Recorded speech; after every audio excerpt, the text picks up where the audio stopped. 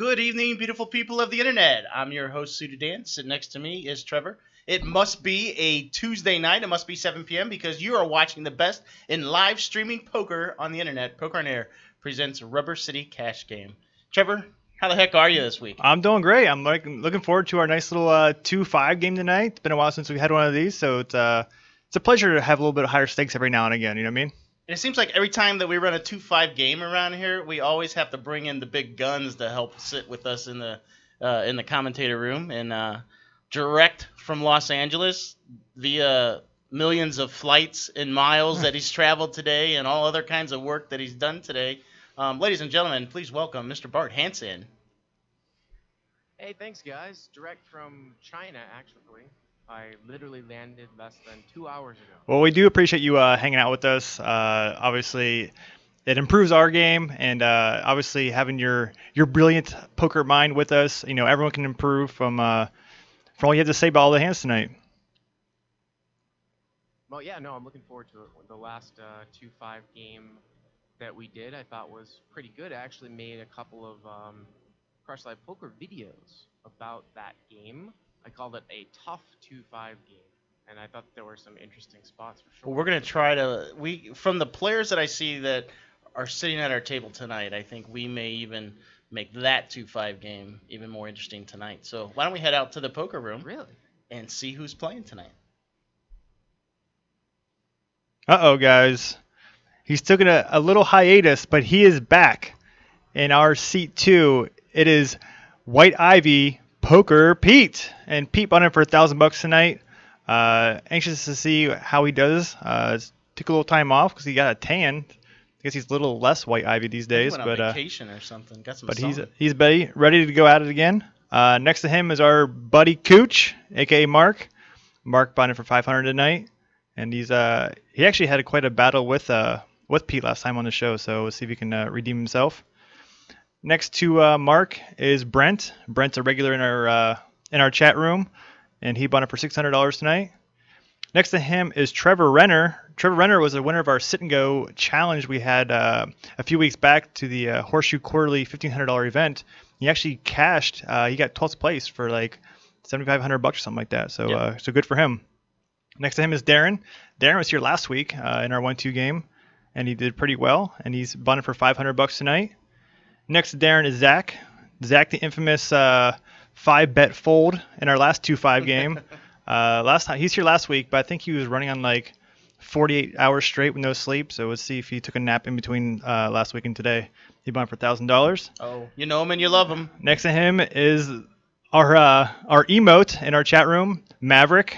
If you were a subscriber, you can use the emote in the chat. Maverick's been here just about every week. He bought it for $1,000 as well.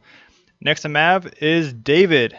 David played in our game maybe 3 or 4 weeks ago. Pretty tight, pretty kind of snug, kind of did his thing. I'm guessing he's going to try to open it up a little more tonight, but he also bought it for $1,000. And Bart, I'm expecting some good things from some of these players tonight, so hopefully we'll bring some action. Yeah, no, it's great. I'm looking forward to it. Yeah, I got word from my friend, the administrator of my site, that I might be a little bit on the low end audio-wise, so I'm trying to fix All right, that. we'll see what we can do here with our crew as well. Well, you sound good in my ears, so hopefully it sounds good to everybody else. We'll see what the chat says, but... And Dealer Jerry is in his position. It looks like he's dealt the first hand out. We got a lot of people buying in for the max today. Let's see. 1, 2, 3, 4, 5 of them. So over half the table all buying in for the maximum amount. So some pretty deep stacks out there tonight. Yeah, and the max, of course, is 1,000, right? Yeah. You guys do a nice 200 buy-in, 200 big. Yes. Yeah, well, right? tonight we did 500 min, 1,000 max. Oh, we did a 500 min? Wow. 500 min tonight. Wow. Stepping it up, I guess. So David from the cutoff position raises with an ace-queen suited. Mark re-raises with kings. Actions back to David. Turn it on to the draft lottery? The NBA draft lottery? Oh, cool. David just makes the call here. Oh, okay. Heads up, guys.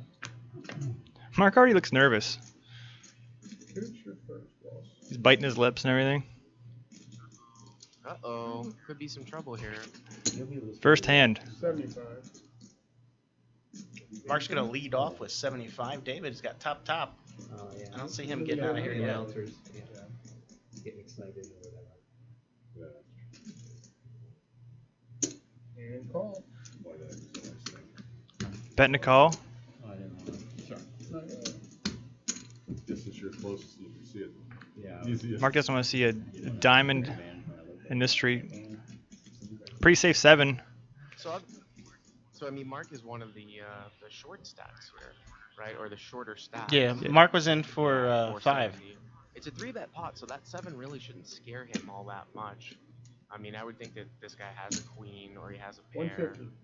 You know, you don't have to be scared about like 10-8, something like that. Yeah, I feel like David wakes up with ace queen a lot in that situation. You know, he opens, gets 3-bet, and just flats in position.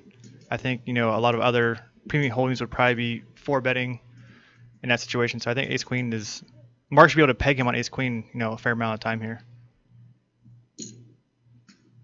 David's the non-believer here. We already have ourselves a $570 pot.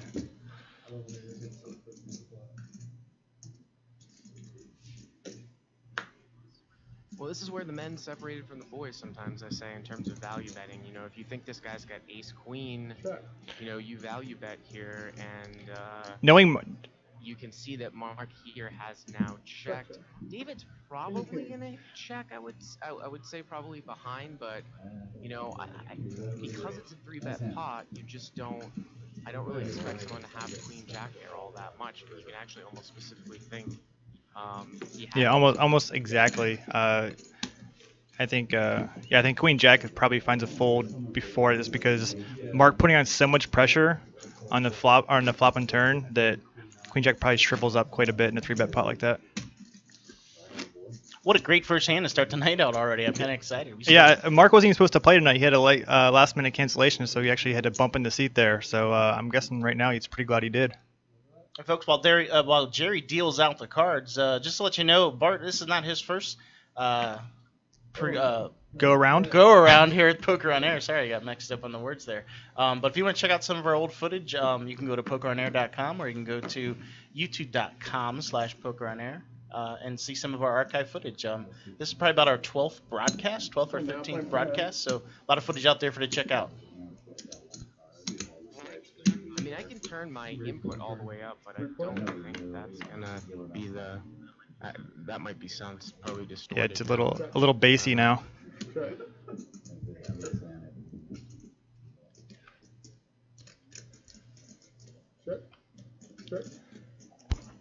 Try that, Bart. Hey guys, what do you think about this now? He sounds good to me. How did this check through when Brent made 3 kings in the turn? 20 is the bet. Mark has a plan to winning every pot tonight.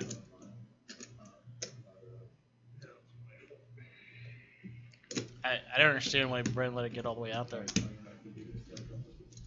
Yeah, I was watching and seeing what else was going on. I mixed all the action on that one.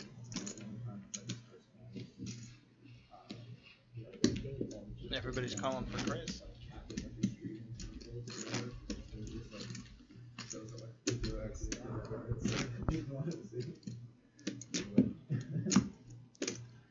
All right, Zach's gonna be under the gun here.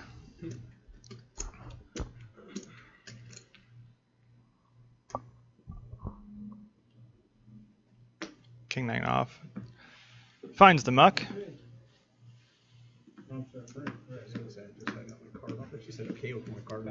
Put on the Pete and a hijack.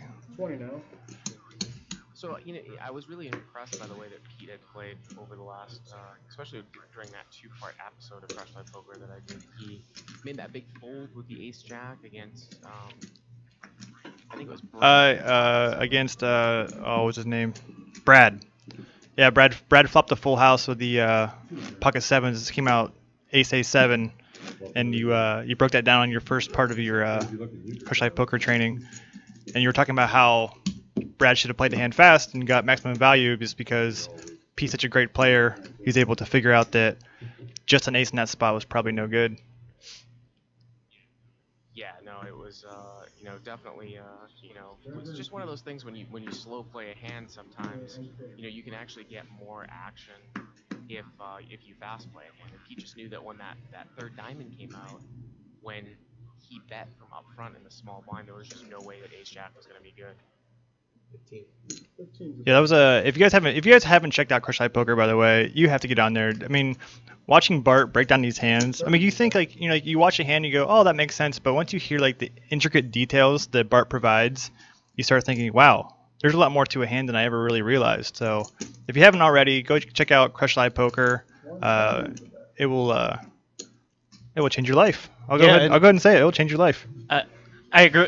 Well, I agree. It's get another hand coming in here with ace king against pocket tens. Pretty good size race here by Zach. yeah. Trevor led out, I think, with 30, and then Zach popped it to 1. I bet we had a straddle, and I bet what I was. I bet Maverick straddled. That's probably where the size of the bets came from. So this will be interesting here for Zach, how he plays it. I mean, these guys are both pretty deep. Zach, I was pretty impressed by the way that he played as well. Sometimes, though, you don't think you think a guy's going to call a re-raise with a pair, he's not going to fold now. You might actually have to plan to fire multiple Exactly. rounds. So Trevor Renner actually kind of plays out on the circuit. He travels around playing tournaments all over the country, so he's not a noob by any means. So that turn card really doesn't, if Zach thinks that Trevor's going to call with like 9s, 8s, 7s, doesn't really change anything here. I mean, there's nothing wrong with sometimes checking and giving up. I mean, obviously sometimes we can see the cards. If he thinks that he'll fold, though, to a second barrel, 8s, 9s, 10s, then he can go for it. One of these things where if he bets again, the guy calls, then you probably do give up on the river. I mean, it's an interesting spot. Obviously, it's like the fifth hand in. I don't believe these guys have any sort of history whatsoever. Okay, so he makes the call here again, so I'm going to shut it down unless I improve, most likely. Now a 9 actually fits him a little bit, in the sense that, obviously he could have pocket 9s, but probably 10s is going to be the worst part of his hand range here. So, that specifically is 10s. Zach might be thinking that he might have re-raised back with queens, but, the guy's got 518. All this times 5th Street chicken here, where if you move all in, if you're Trevor, you're making it look like you're going to call. So if Zach fires that third barrel, is he bluffing? Yeah, this is a topic actually you had on your second part, the 5th Street chicken. I think it's a really cool phrase that I think people should start using in their everyday vernacular. Doesn't look like Zach's giving up though. Well, he's obviously not hiding any physical tells here.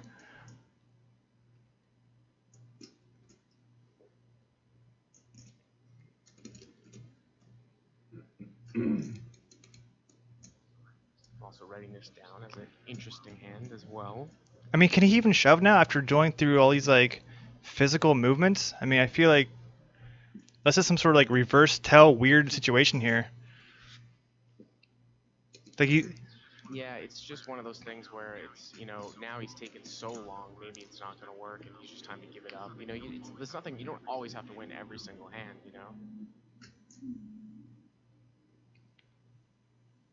This is a if he tanks this long and still shoves, I mean, I'll be fairly surprised.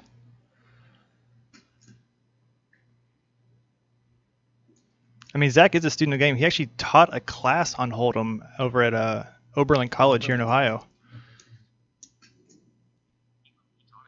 He taught a class? Yeah. Interesting. Sure. Now, is there ever a reason for Trevor to bet here? Probably not, because there isn't really any draw that busted out. You could make a case if there was a front door flush draw.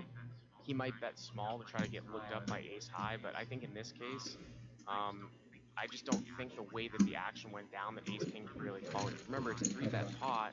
and the pot's really big, he could have pocket jacks forever. So I actually, even though I'm a big time casino about value betting, I don't think that I don't mind the check back there at all, actually. Here, come on. Yeah. You want to be dealt in? Mark, you care if No. I wonder if Zach's already reaching for the top off. Yep, looks like I saw a wallet in tow. I believe he is. Hey, before that hand got real big, we were talking about Bart's site, Crush Live Poker. We also wanted to let you know, if you just want to check it out and see what's going on, if you log into the Crush Live Poker banner from pokeronair.com and use a promo code POA10 from that link in that banner, Bart says, hey, I'm going to give you 1 month of a membership for free. Just to try it out, see if you like it. We know you'll be hooked. I mean, and you get to watch these games like in a cool format of, Bart going step by step, what he liked, what he didn't like, how people could improve, and in the process you'll get better, and that's what everybody wants.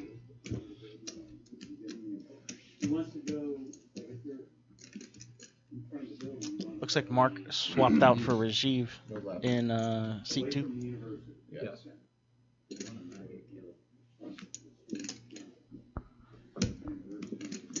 So Darren limped button here with the Queen 9. Maverick says we will not be limping today, boys. Left, right. And Darren says, well, I've heard about your reputation, so I'm gonna go ahead and let it go. Go out that way, turn left, go up to exchange, not exchange, market, and then turn right. There's a couple. I will cut you. That was right out of Maverick's head. Okay. Yeah. The road right behind us here. Give us some directions for something. Some directions for. Oh, I get you.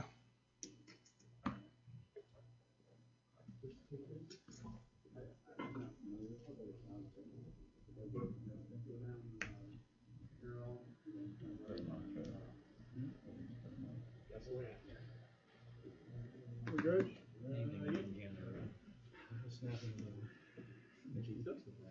All right, moving right along.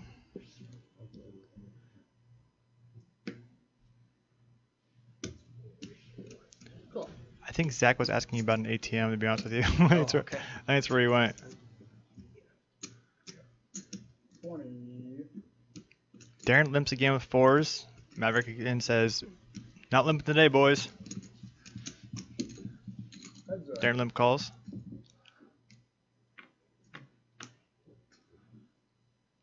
Mav will be out of position. Okay, ace jack against pocket 4s here. Mav, as expected, he's going for a C-bet here.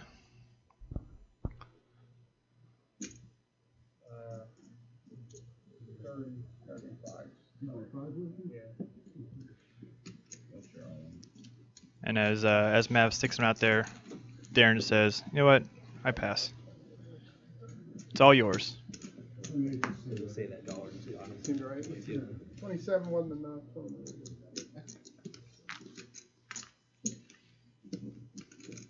So I guess Zach really didn't want to play short, running to the ATM after losing half his stack. I mean, he still has 100 bigs, but Do you guys still have an ATM in your no, he hopped in the car and he took off. I think there's one around the block, though. Yeah, there's one fairly close. You probably could run there.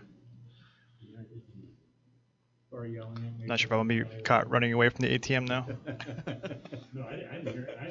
That'd be awesome to have an ATM here, though. So the red chips are 5s and the blues are 1s. Right. And the blacks are 100. Correct. Okay. Cool.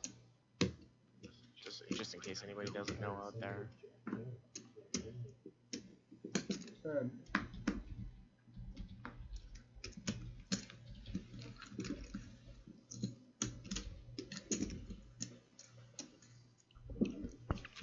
There's like a steal with the king 7, huh? And he took it down. I think that was Maverick's 3rd in a row. Yep.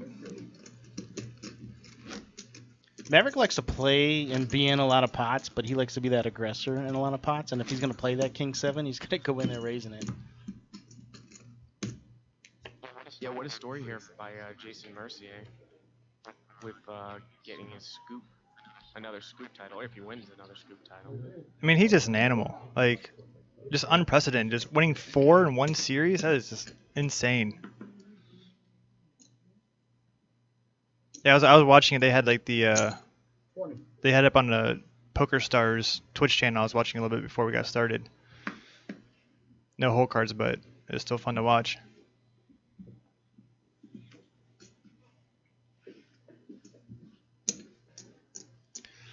Trevor enter here, 100 gun +1, makes it $20. Mark depends on the big. Look at this. I should have known Brent was straddling. And Brent also defends out of the straddle.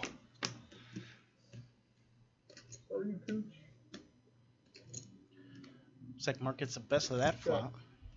Yep, king queen outflops pocket jacks.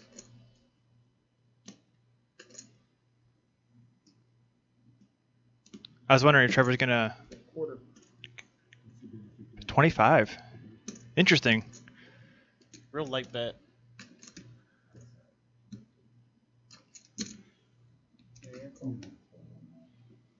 I don't think I like the call just by Mark.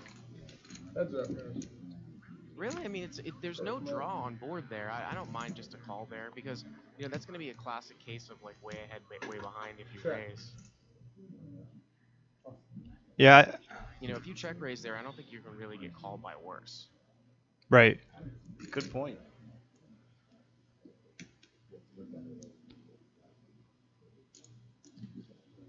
Now this is kind of surprising. That is kind of surprising from Trevor. I mean, again, even in that spot, I don't know what the point of this bet is because I assume a king is not going to fold. You don't want to have an 8 fold, so your hand's a little bit in between to bet again. He might be just betting so that he doesn't face a river bet on the at the end, but that's usually not a great reason to bet. I could see it if the board was draw heavy. Like if there was a flush draw on the flop or a straight draw, and you could get value from draws that would call. But again, that board is just so not draw heavy. That's why you have to look at the texture of each board. It's not just, oh, should I bet jacks on a king high board on the turn? Well, it's the nature of what the board is, and there's really just nothing there unless the guy had maybe 8x of diamonds, like ace-8 of diamonds or something like that. Yeah, my assumption was he bet small on flop into 2 players, that, as much as I don't like the phrase, to see where he was at. And since he got called, I kind of thought well, he's going to bet cheap, save himself some money, gets called in one spot, maybe we just shut it down. But to bet into 2 other opponents and then bet again on the turn, that did just seem kind of something that was just kind of surprised me. But I guess it was a little bit surprising. I mean, usually I kind of default there to check that flop 3 ways. Because again, when you're betting into 3, you look pretty strong. So I'm not quite sure if you're going to get called by worse, and that's really the name of the game, right? You want to get called by worse. You don't want worse to fold and only better to call you. And sometimes when the board's so dry, and you've got a hand like jacks or queens on a king high board, that's kind of what happens. Right.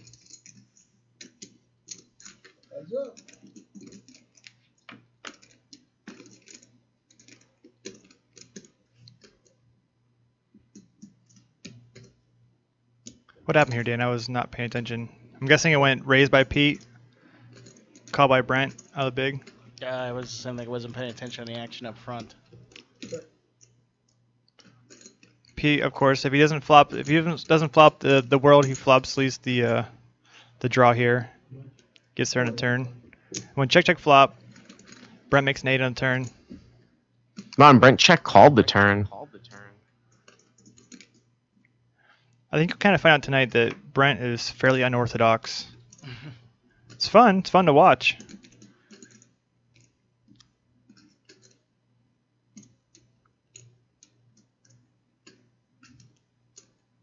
Obviously, Pete with a straight's going to value bet here.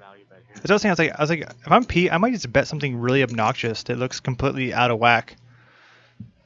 But Brent doesn't fall for it. Yeah, he bet 100. Kind of thinking along the same lines as you. Mm-hmm. It's just really tough. I mean, Brent check calls turn. It's just, Pete would have to run like a multi-street bluff there. Have absolutely nothing on the turn, bet, and then bet the river. It's probably unlikely. But that's the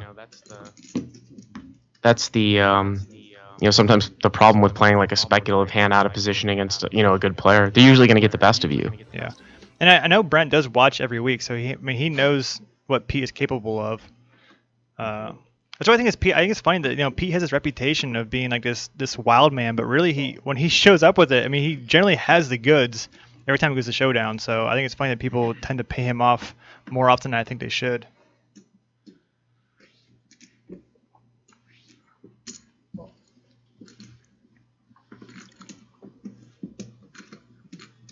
Three players. Maverick gets way. Oh, looks like a limped pot, huh? Trevor's turn with the old 6-8. 20. Doesn't think anything of it. Brent leads and wins. Yeah, I mean, it's one of those spots where, like, you know, without a draw out there, maybe the first person that bet's going to take it down, because a lot of times people in a limp pot, they don't want to get involved. So anyone there probably is going to have to have at least an ace. I mean, you will see people call with 8s and stuff, but I actually like the play. I really do a lot of stabbing out in limped pots out of the blinds on boards that I don't think really favor my opponent, or they would have to have a really strong hand to call. And I think some people, they just don't have that in their game at all. It's just, oh, it's a limp pot, whatever, you know. It's almost like forgotten flops. It just you know, the first person to make a move takes it down at, you know, like I said, a fairly high percentage of the time. 20. Oh, look at Pete. Luck box Pete here with 2 red aces. He figured out his nickname already. I guess he's not too lucky. Wins $7. Just in time. You know, one of the other things, guys, that it's kind of exciting about Poker on Air is that, so Crush Live Poker is the official training site sponsor of the WSOP.com stream. You know how they stream all the tournaments. Actually, one of my pros, David Tuckman's the host. So they stream all the No Limit Final Table tournaments. So we have a commercial that runs every hour on that stream. We have one 30-second commercial that runs every hour. So, you know, we're probably going to have 15 commercials a day on there. And we got a bunch of hands that we make commercials from Poker on Air. So if you watch the WSOP stream this summer, you're going to see a lot of Poker on Air stuff. Wow. That's kind of awesome. That gives you little goose pimples everywhere, huh? Did you say there's how many people ended up tuning in last year for the live streams? I think they said they said over the course of the 6 or 7 weeks they got 1.2 million uniques. That is a lot of eyeballs. Yeah, especially for people that are so interested, obviously, in, you know, watching poker. Yeah, for sure. And the water. Yeah, the key word is uniques. I mean, that is something awesome. It's like Zach is back in the house. A fresh stack of black chips out there for him. By the way, guys, I'm in the chat as Crush Live Poker, and we're also I'm in Poker on Air chat. So if anybody wants to ask me any questions or anything in chat, you know, I'll be monitoring that. And we're also hosting Poker on Air like we try to do most weeks on the Crush Live Poker Twitch channel as well.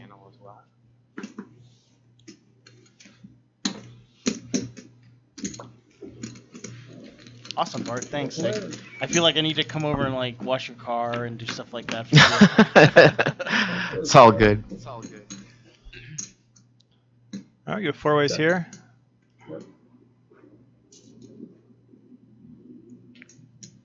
It's like Mark, aka Cooch, is just really feeling his oats right now. No, Mark was the pre-flop raiser, I want to say. That would make sense. I can't imagine he's just kind of donk leading in here. He's making a continuation bet. The board's not that bad to bluff. It's just one of the things I look for when I'm trying to make continuation bet bluffs is like the number one thing I look at is number of players. And there were like 4 people in that hand, so it might be a little bit optimistic. Yeah, a little ambitious. I mean, now it's interesting because he picked up a 6, but he still doesn't beat a 10. He doesn't beat a 5. He really only beats a flush draw. Looks like it's about a half pot size bet here, so it's like 55, you know, into like 22 or a little bit less than half pot. but I don't mind c-betting that board if I'm gonna fire, you know, multiple barrels on overcards. Looks like Mark knows what he's doing here from some of the hands that I've seen. So watch this guy a little bit. Yeah, if you remember from our first 2-5 game, he's the one that went up against Pete with the 2 pair versus the turn flush. I think it's one of the first hands of your part 1 that you did the breakdown with. Yeah, actually, I wasn't a big fan of if that's the same guy, then I wasn't really because the stack sizes, wasn't a huge fan of the way that he played that. I think he had aces up, right? Ace 8, and then paid off when the flush came in. Yeah. And I think I said he probably should have just shoved at that point on the turn, just due to stack sizes. That does sound very familiar. By the way, it looked like you guys got a retweet of the tweet that I put out from the legend Kev Math, who's got like 20,000 followers. Oh wow! If you're familiar from him, 2+2, yeah. Kev Math compared to the Siri of poker yesterday I saw on Twitter. That was pretty funny. Looks like David's getting involved for the first time here. This has got to be a straddle pot then, right? If Pete's there under the gun with 10-3 of diamonds, I would say. Yes, definitely. I'm actually surprised that Pete would. 80. I know Pete's usually not the straddling type, but this kid's a bulldog though. Just doesn't care. Yeah, I mean, I think that David M raised. It got folded to him in the big blind. Pete defended.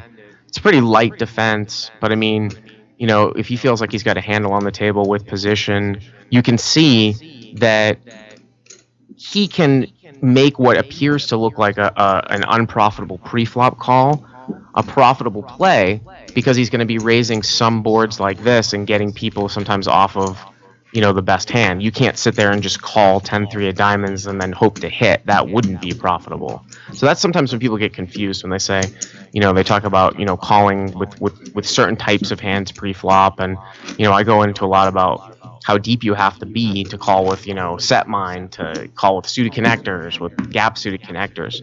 And the rules that I have are 15, 25, 35 in terms of making the amount of money that your opponent raises. But that's only if you're just hitting your hand, trying to hit your hand. Mm-hmm. You know, if you feel like you're going to get frisky and you can win the pot in some other ways, then go ahead. Yeah, I think Pete was just employing the fact that he's probably the best post-flop player at the table, and he was just going to see, you know, his skills versus David's skills in that spot. You know, and having position, you know, obviously was the key component in him winning that hand.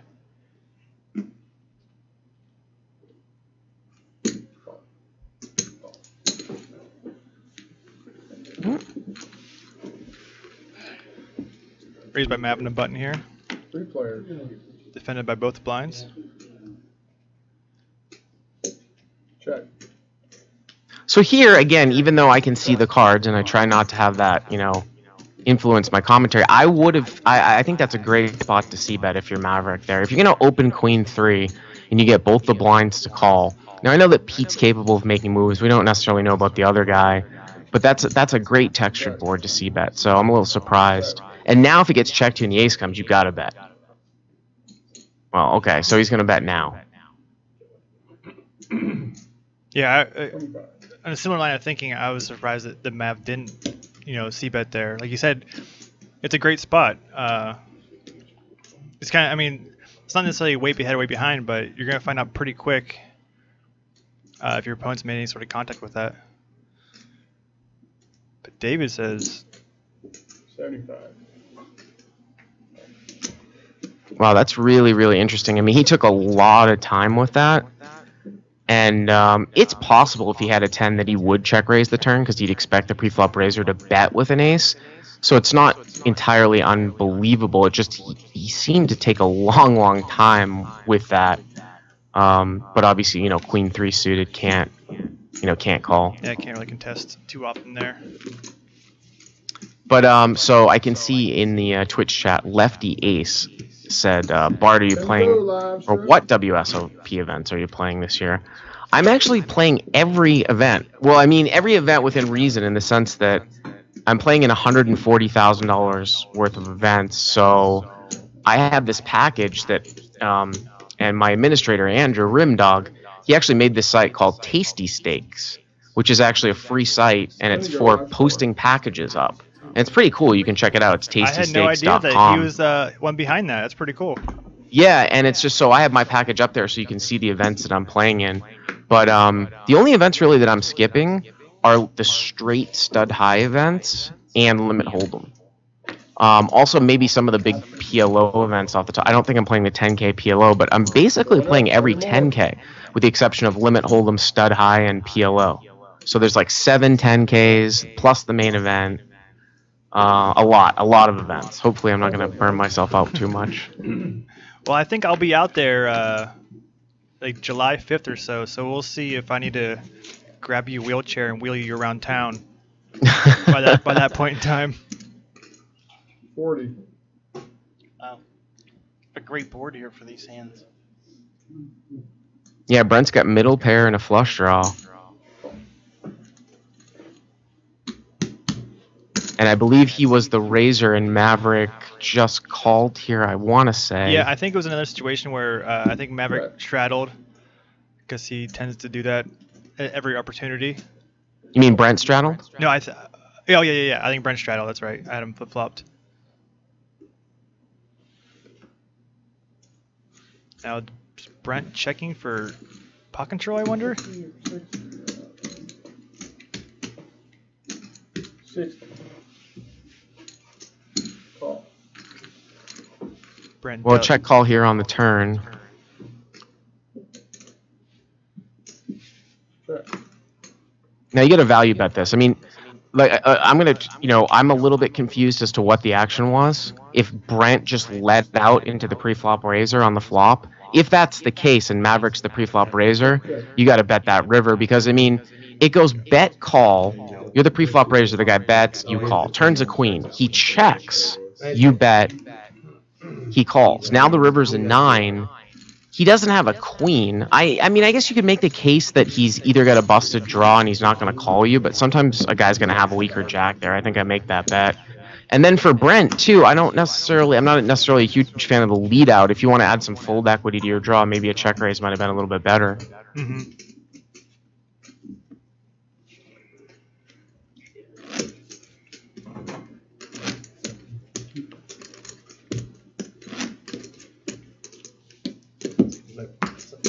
So are you playing in any events then, or what? Not this year. We got so much going on with our poker on air stuff. We're gonna a few of us are gonna be out there during the main, shaking hands, kissing babies, doing that kind of stuff, trying to meet some new people and talk about our program. But yeah, not playing anything this year. It's easier to say, oh shit, you done it too. Yeah, right.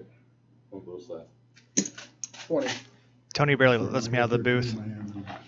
Yeah, they can call and never throw away. 3 pot, yeah.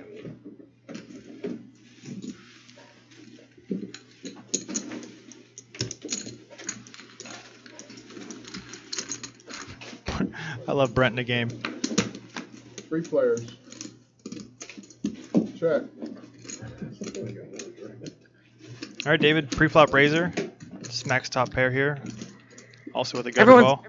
Yeah, everybody's got a little piece of this. I mean, Pete's got the 7 backdoor hearts, and then Brent's got a gut shot to a 10. Wow, I'm surprised. I was going to say, I didn't think that Pete was going to necessarily fold. He might know David well, that he wouldn't necessarily bet that board in 2 people without, without the goods. Yeah, I feel like if Pete was going to play that, he was probably going to raise there, and I think the fact that he just got away with that maybe he didn't want to raise too many eyebrows with David, I don't know. Could be. I mean, like, if I'm going to call there with 5-7 suited and then I get that flop, there's a lot of times when I'm going to call the flop because I've got a lot of backdoor equity too, right? Pick up a heart, backdoor straight draw. I can represent spades. I can represent a one-liner to a straight in the form of a 9 or a 10. So even though maybe a fair portion of the time I don't have the best hand, again, maybe I'll win the hand in position. Correct.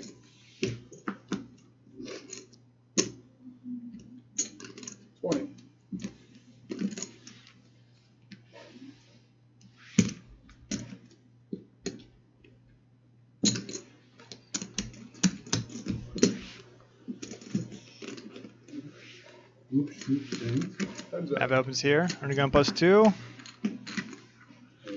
Cooch defends. I think on a button. I'm positive here. Check. Looks like the graphics a little screwy here, but Yeah, they they're gonna get straightened out here in a second. So that's what it was. Maverick raises 20. 25. Mark defends on the button. I don't think anybody else came along. No, it's just those two. I thought the flop was deuce 4. Did I miss it? Those years. David gave Maverick the golf clap. It's very nice of him. Someone's gonna have to get golf ball Paul out there on that tablet. What'd you call him? A little organized golf ball. Golf ball or goofball? Either one. He answers them both, I think. It's true. Flow74 is asking if the Cavs are going to sweep the Hawks. No sweep. That sounds a little ambitious. I don't think that's going to be the case, but I do think they will win. 6 games. I'm not a homer or anything.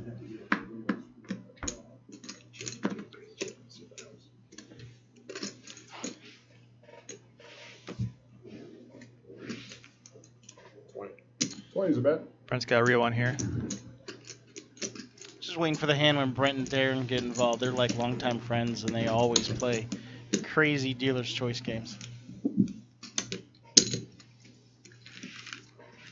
So Bart, is Hold'em your favorite or PLO, or is are you a fan of like deuce to 7? What's your favorite game to play out there during the series?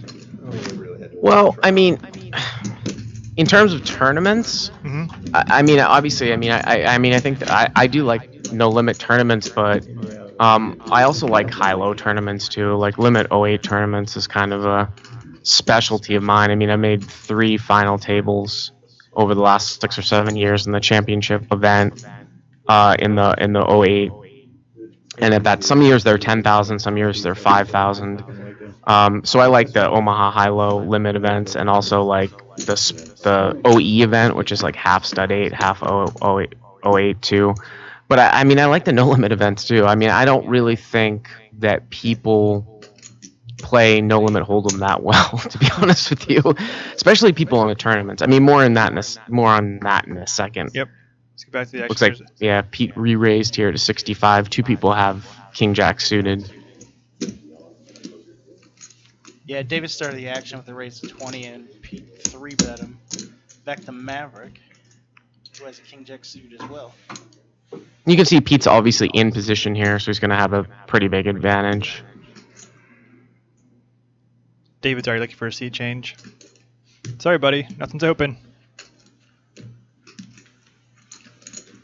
Looks like the standard sizing's a little bit larger than the last time we did the 2-5, where everyone was just making it 15. Yeah, Thought that was really, really small. Looks like 20 seems to be the norm so far tonight. Yeah, but I don't think we had this much on the table to start when we did the last 2-5 game. Yeah, I think last time we had maybe 3 people buying for max, and I think there's a lot more mins. I think we had a lot of people buying for like 300-400. So tonight our shortest stack buying for 500, and they're already up to like 800 now. So quite a bit more money, deeper stacks tonight. So anyways, what I was saying about no limit is that you get a lot of people that play no limit tournaments, right? Because it's easy to play. I mean, it's the easiest game to play, right? Especially when you can like move all in constantly pre-flop. So I'm always amazed. I like the way that the shift in the style in no limit tournaments have gone, where people are just raising very, very small, so that even like when you play in like a $1,500 no limit event, you actually have some stack depth to play post flop. And what I notice as Darren flops a flush draw and a gut shot, and he'll probably take it down here with 7-8 of diamonds on Jack 10. What I noticed is that no one knows how to. I'm exaggerating when I say no one, but a lot of these guys that play in $300, $500 events, whatever around the year at other casinos, they have no idea actually how to play a hand of no limit that goes like past like 1 or 2 streets. Sometimes the guys that are like big tournament pros, I'm shocked. Like when you play in a big event, like the main event, that it's just when you play in cash games day in, day out, or even if you just play 2 or 3 times a week, you're just seeing so many situations. So basically, like I'm shocked, like, you know, even when you play in a big no limit event, I'm like, oh, I'm playing in a $3,000 no limit event, and I'm like, there might be like one other guy that might be able to beat like a 1-2 game. I'm not exaggerating. Wow. And I'm not even necessarily saying that people would be like, oh, this is a soft table. It's just, you know, they're playing tournaments. They're playing short stack poker. So, I mean, that's kind of how I feel. Now, then again, you know, you have to know how to play a short stack in a tournament too, because that's where a lot of your equity comes from. But So Darren opened it up here at the old 10-4, and Mav just completes out of the small. So we get a raise and just a flat call, huh? From Maverick with aces. Trapping? I suppose so. Darren picks up a little equity here. I don't think he'd be folding now. Mav bet, looks like you bet 20.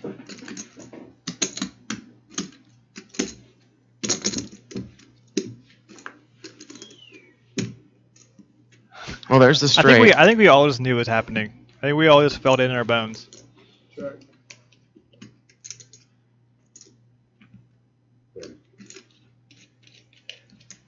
$30. And again, like you know, you've got 2 aces in your hand. Even though you played it slow pre-flop, you don't expect the guy to bet king queen here. So, you know, again, we can see the cards, but he's gonna check back a queen. Yep. So what does he have? I mean, it would make sense that he had a 10 when he called on the turn, right? Or that he was slow playing some sort of monster hand like pocket nines or quad jacks or, you know, whatever it is. So, you know, I just can't see making that call. Now, it was a tiny bet. You know, it was maybe 30 into 60, something like that. But, you know, going back to the beginning of the hand, though, one of the things I don't quite understand what I've seen a couple players do here so far is they've been like raising with like really junky hands sometimes, which, you know, whatever, you can debate. I'm not the pre-flop police, but they're not necessarily taking advantage of like the boards that you're supposed to bluff at as the pre-flop raiser. Like if you raise with 10-4 offsuit and a guy in the small blind calls and the board comes out Jack 9, I mean, I'm going to be betting when I'm checked to on that board a lot. You know what I mean? Totally. Why am I raising 10-4? Right. I mean, I think people, like I talk about some of the other streams, like I saw people call and/or raise. They're playing hope poker. I hope I make a pair. I hope I make a draw instead of I'm gonna find whatever way to either get maximum value or to win the hand, you know, with a bluff or something like that.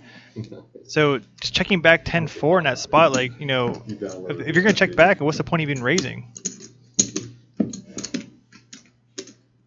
One more time. Can you go live? Let's see if I can make that big score.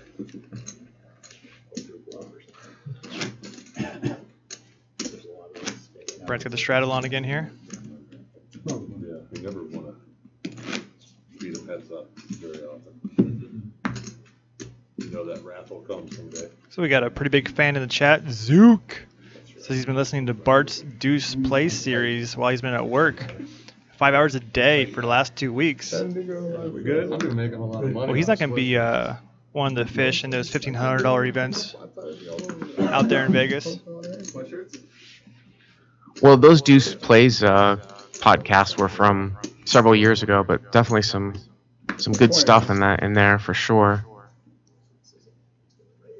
You know, I've been doing these podcasts since the beginning of 2008, so I've gone through some different names, several different names, but I think I've got a good one now. So we're gonna stick with Crush Live Poker. Because who doesn't want to crush? It just rolls off the tongue real nice. It does. So how often do you go back and listen to some of the old podcasts and things you've talked about in the past and think about how things have changed, or have they not changed very much in your opinion? Honestly, I mean, I get sick of myself hearing myself talk like a lot, so I don't go back that much and listen to it. It drive me crazy. I know what but you mean. I mean, someone asked me about the This is interesting here. It's like, oh, okay, I'm sorry. I thought the guy was floating. Somebody actually asked me too about old, Live at the Bike videos, Live at the Bike stuff from like 2005. That stuff actually might be kind of interesting just for comical value to see how bad people played back then, because it was like literally like giving away money. Right. Sometimes I look back at my old catalog of podcasts, and obviously some of my views have changed. Like I remember doing a podcast called I think it was called like Old School Value, back on the Cash Plays days, like in 2008, and I listened back to that specific podcast, and it's like, it's talking about like hitting top pair and checking back the turn. It's just like one of those things where like pot control was kind of an in thing back then. That like the larger the pot, the less value one pair had. So you'd want to try to keep the pot small with like one pair, and that line of thinking is pretty much kind of, I think, gone out the window. And it was funny because Barry Greenstein told me when I asked him about it too back then. He's like, I don't pot control. Why would you give anybody free cards? I was just thinking, oh well, Barry just doesn't know. He doesn't play No Limit, but obviously he was correct. At least from the the way that things have kind of moved along. Right.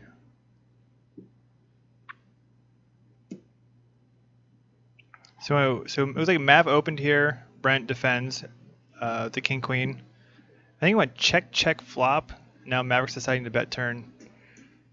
Yeah, and again, like I don't. Well, Brent's gonna make me eat my words, but if I had ace-6 there and I checked back the flop, I don't really know the reason why I would bet the turn, because I wouldn't expect any pair to ever fold, unless I was trying to get Brent off of a better ace-high, like ace-9, ace-10, ace-jack, something like that. And that's something that you see in tournaments a lot too. People just bet just because they think their opponent's weak, so they just bet. They don't really understand the concept of why you bet per se. So how often do you think the players are even thinking about like getting better aces to fold there, or do you think it's just like, I'm supposed to bet here, I think I'm supposed to bet, so I just do? Like, honestly, yeah. I mean, honestly, I don't think that many people are thinking that I'm trying to get a better ace off. I think it's exactly what you said. Yeah.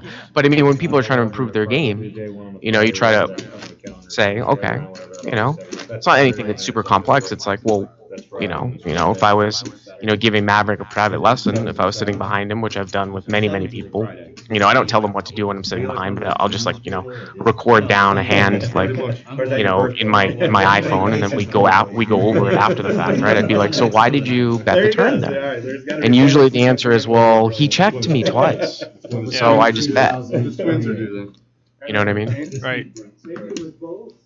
Yeah, I mean, it's funny, like when I play live, and somebody does something peculiar, like I more often than not would say, well, what was your reasoning? Because they forget that I'm their opponent, and they generally will tell me, and it's usually just, well, I just didn't think you had anything, or something's completely just like, what do you mean you didn't think I had anything? Like I was pre-flop aggressor. I bet here, I bet there, and you just assumed So it's funny to think, to hear what. Oh wow, Zach and Maverick both flop an ace here. These people they just bet because they think they're supposed to, because they saw someone else do it, or just their reasoning and rationale is usually just not completely on point. That's what's my check with him.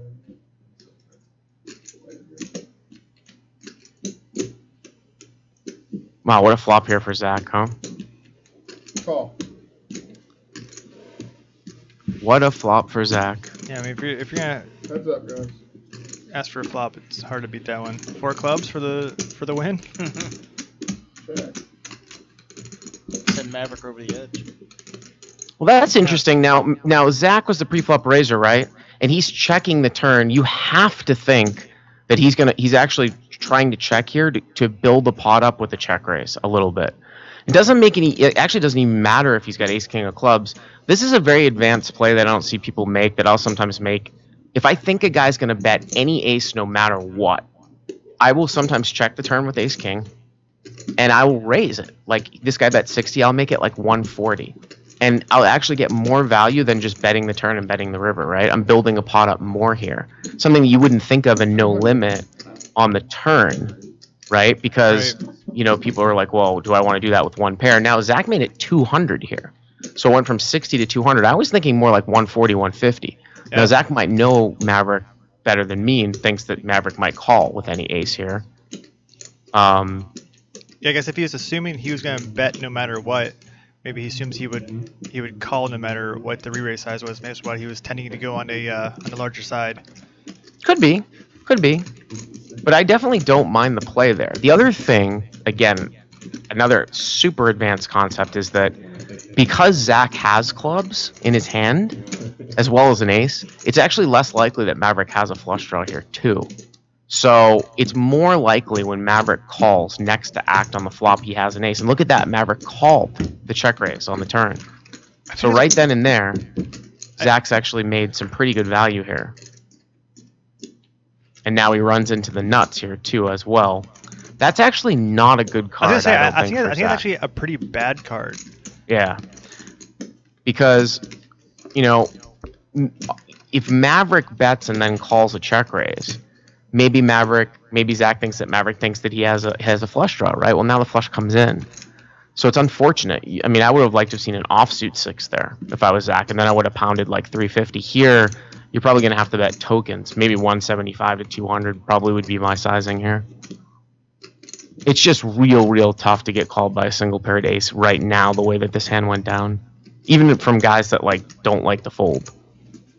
Right.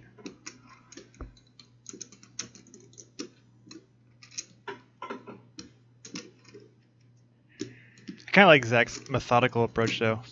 I think a lot of people rush into things, and he really takes his time and figures out his best. Oh, there he goes! 400. This is Zach's new thing where he makes a large bet and covers his entire face.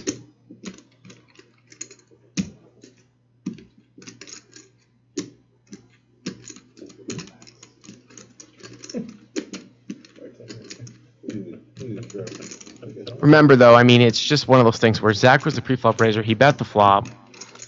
He check raised the turn, and now he's betting the river when one of the biggest scare cards comes out in the deck. It's just usually that's not a bluff line. Again, we can see the cards, obviously, so try to be as impartial as possible, right? I know that'll add to it.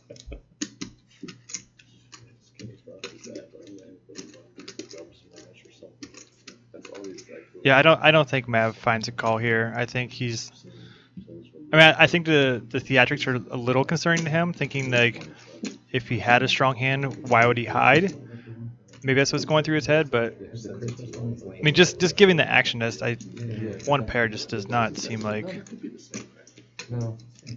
the spot you want to be taking a gamble on Zach having some sort of miracle bluff. Really surprised Maverick's considering this. Someone put these in right. Okay, I just have 2 buddies. Sounds like the other end of the table is having a good time. My son had like 6 different videos. Like, could you go to church? I mean, do you think that it's part of his methodical, slow Hollywood thought process that he didn't rush into it and then fix this head down is just the only thing that's keeping Maverick even considering this call? I mean, part of it, I think Mav just doesn't like to fold. I mean, he doesn't want to be bluffed. But the only thing is, like, what bluffs are ever here? Top 3. I think this is already going to make it to the RFIDPoker website, but if he called it, definitely would make it. I gotta give some. All right. So Mav folds. I gotta give some shit to whoever's controlling the Poker on Air Twitch in the chat though, because the Poker on Air Twitch says that is that a vein popping out of Maverick's neck. The bet is to Maverick, so it's not like there would be a. He's not the one that would be giving off the tell per se, right? Sometimes people misconstrue the live tells a little bit, but it's all good. I think it's a perma-vein. I just think he does a lot of bench pressing. He deals the cards. He hasn't decided yet. Big blind down.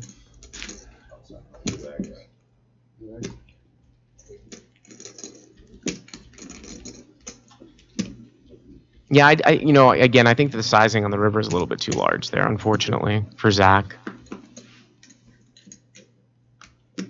But he doesn't. My point there is that he doesn't just have to have ace king of clubs there to be able to check raise the turn. Maverick gets aces. Let's start the next hand.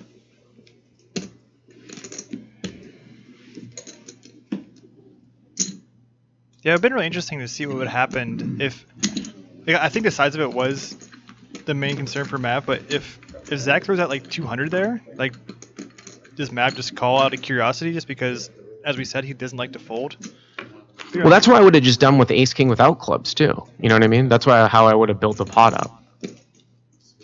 Case ace on the flop, so Maverick flop top set here, and you can see David M with ace 9. I'll check.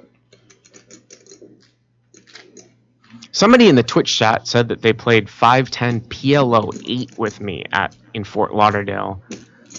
I don't know, man. I mean, I wish I had played that game. I don't know if that game exists, because I know that one of the other commentators likes the PLO 8 game too. Who is that? It's our friend Cream Pie. He's actually out. Okay, cool. Out running the. He's either on a tablet or he's out there making sure everyone's happy and all that good stuff.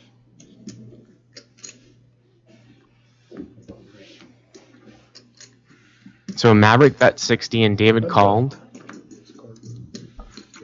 I was gonna say like 4 hearts for more fun, but 8 of clubs it is in the turn.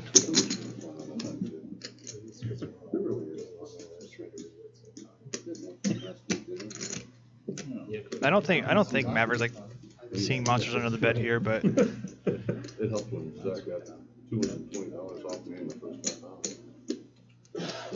55.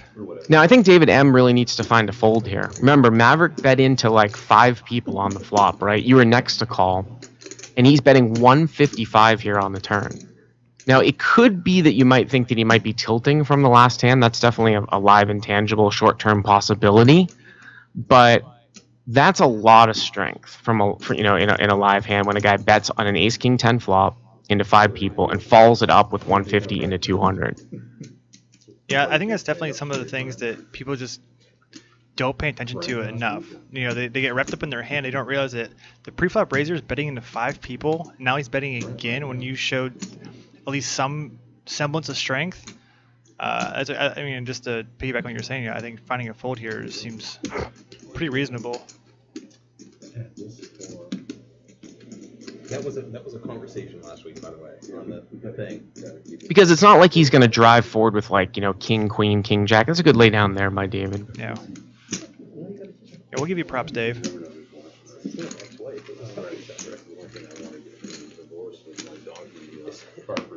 So Maverick recoups a little bit of what he lost to Zach. So I was telling you guys that I was I was just in China. So I've done a lot of work over there in the last 2.5 years, teaching people poker in some ridiculously big games, like absurd games. Like they play a game in Macau that doesn't go anymore, but it was 20,000, 40,000 Hong Kong no limit. Now the exchange is about 8-1. So they were playing the equivalent of 2,500, 5,000 no limit at one time. They were doing that last year. It was pretty ridiculous. So are these people, are they English speaking? Are you going through a translator? How's that work? Well, the one guy that is my client that plays in that game actually knows a little bit of English. But yeah, a lot of times I'll have a translator. But I mean, those games I'm not allowed to sit behind, but we'll just talk about we'll talk about the situations afterwards. But it's amazing that a lot of those guys aren't experienced players and that play at that level. That was the game that Tom Dewan played in as well. Right.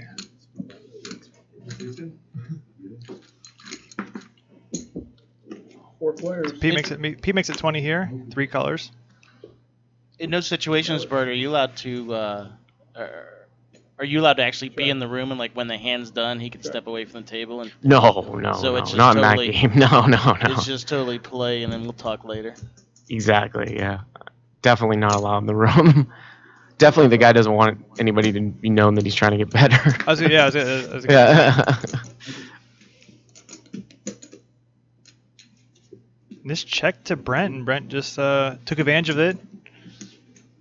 Took it down. So I read somewhere that over in Macau there they they enjoy slow rolling each other. Is that something you've heard of or seen anything over there?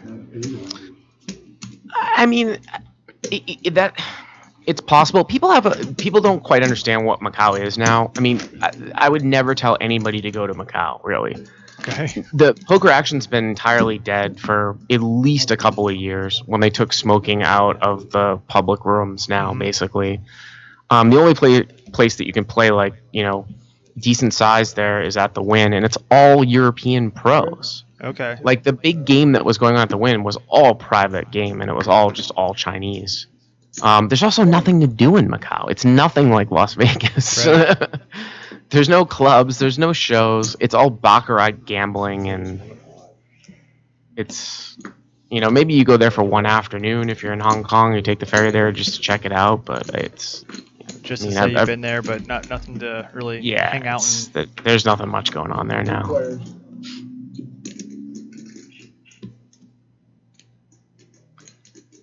Check.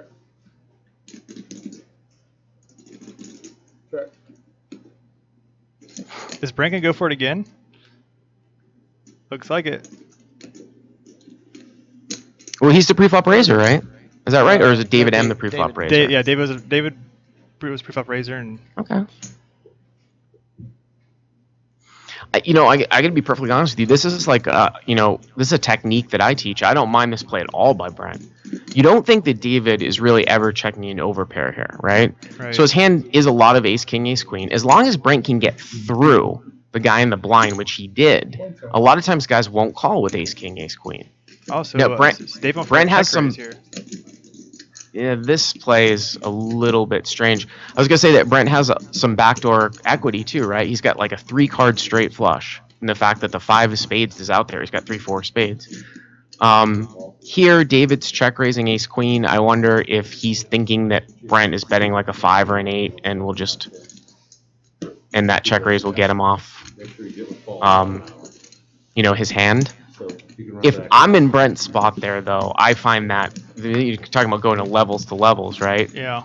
If I'm in Brent's spot there, I play the hand exactly the same way that Brent did, but I continue on. Like, I either call. I just don't believe that David has a hand there. Do you know what I mean? Like, it's just it doesn't make any sense to me. Right. I mean, why would you be pre-flop raising, checking on a board? Right. Just because Brent can check back so easily with all the draws, so it just doesn't. Yeah, it doesn't make a whole lot of sense. What you know what I mean? It ended up working for him because the guy only had 4 high, but.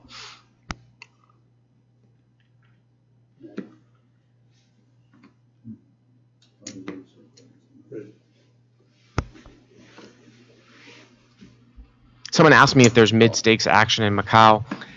At the Venetian, they have like what the equivalent to like a $2, $5 no-limit game is, and at the Wynn, they have 5. What the lowest game being like $6, $12, and then $12, $24. But the problem is the rake is so high. It's 10% up to basically a $30 US cap, so they're taking 30 a hand, even in the small games. That is tough. Yeah.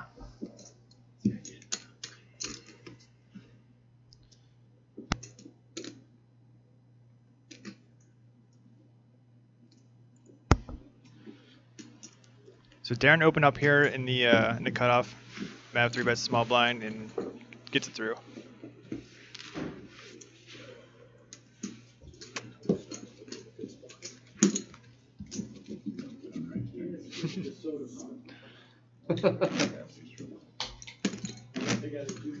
Yeah, he's probably slurring his words back. Trevor's taking advantage of He's it. laying his head on the table. Wonder why they keep taking a break. I heard my name in there. I don't know what they're talking about me for. His jacket's off by now. Yeah. Shirt unbuttoned. I think they're talking about how hot it was in here last week. Breakdancing. Oh, it's not today. Nice and chilly today. Got ourselves a nice little AC unit. Call. Rocking and rolling. Do we know what happened with Jason? Did he end up winning that scoop event? Does anybody know? I was actually just trying to check on that right now. Funny enough that you said that. Great minds, huh?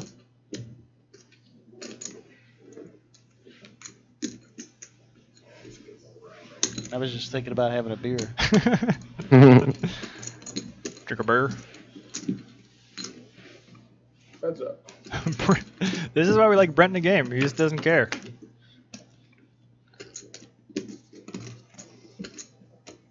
Check. Yeah, I mean, unfortunately for Brent, you're nowhere near deep enough to, make calls with those types of hands. 50. Some authority. I mean, I think Zach should be picking up on the fact that Brent is playing a million hands. And I think it's another spot where I feel like he should be c-betting there. Do you notice how Zach just picked up a kind of a little bit of a hidden double gut shot to a deuce into a 6 on the turn? Yeah, I was thinking like Brent making 2 pair would be chop suey. Right check.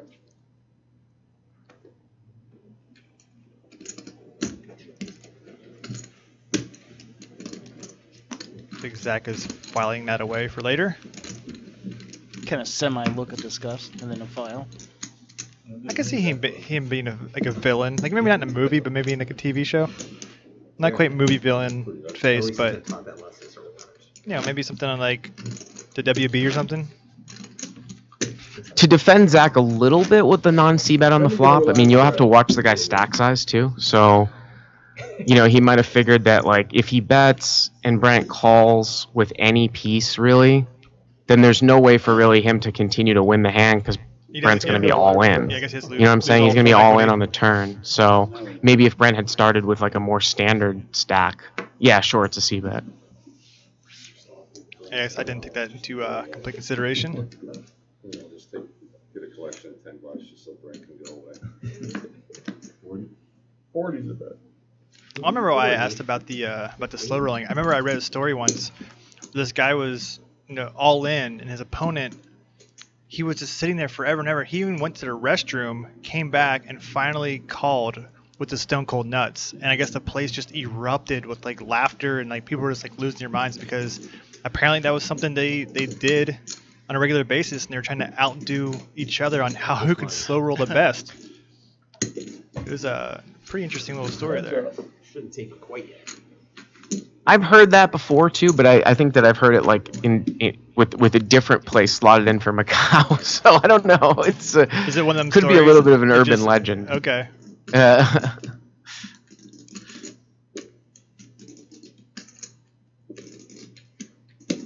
59. 50.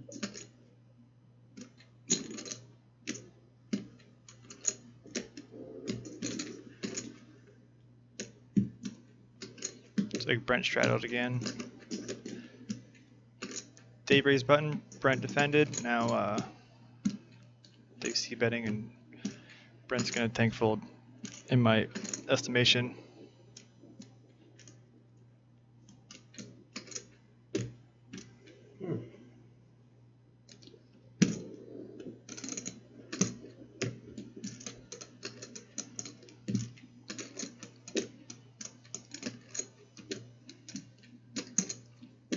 Does Brent just like the spotlight? Is that what's happening right now?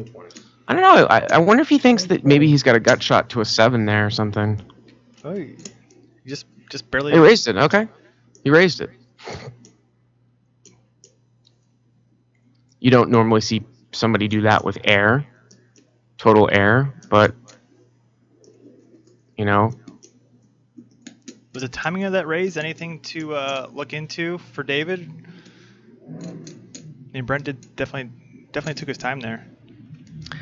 It could be, but it's like one of those spots where I don't mind the fold there from David. See, like there's a difference between that spot, I think, with Jack 9 of spades, and the other spot with Brent with the 3-4 spades. Mm-hmm. With Brent's hand with 3-4 spades with position, I really would have called Zach's check raise when he ended up having ace queen with all my back doors and just representing front door clubs.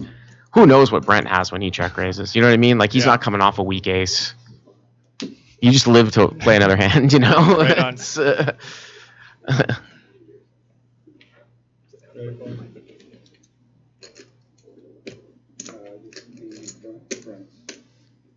Oh, yeah, I didn't put them on. Close. All right. 15. So Chip Kelly fan, how did you fare against Bart if indeed that was the Call. that was the matchup. Try it with you, Darren. Mark with my favorite hand here. Flops according to plan. Check. So how does it become your favorite hand when it hits? I don't know. It's just stupid.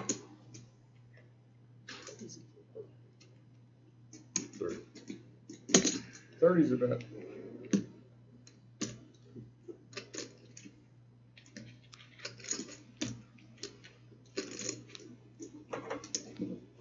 I wonder how much Mark watches our old shows.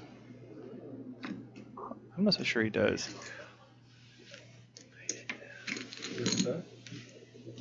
Because Darren rarely gets out of line. Like every now and again he'll be kind of goofy, but for the most part he's pretty better when he has it, old when he doesn't. So, Chip Kelly fan, you're saying that I played in the game upstairs when it was PLO. I actually do remember playing straight PLO. And that game has now changed to PLO 8? That's interesting. That's true. They changed the game from PLO to PLO 8. The reason why PLO 8 doesn't really go as a game ever straight is because there's not enough variance in it. It's the exact opposite of PLO, and less variance than no limit. Sometimes bad players just can't even win inside of a single session. That's why it's really unsustainable for the most part.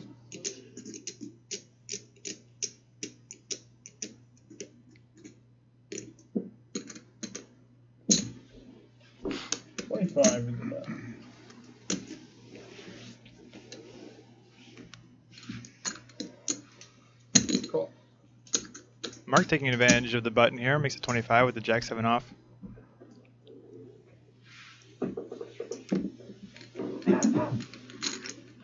Darren limp calls. 3 players. Ace 10. Darren. I'll check. See?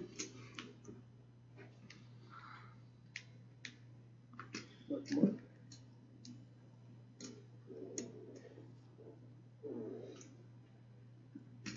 See what Mark's sizing is here.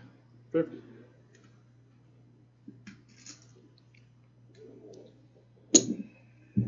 As expected, Darren's not going anywhere.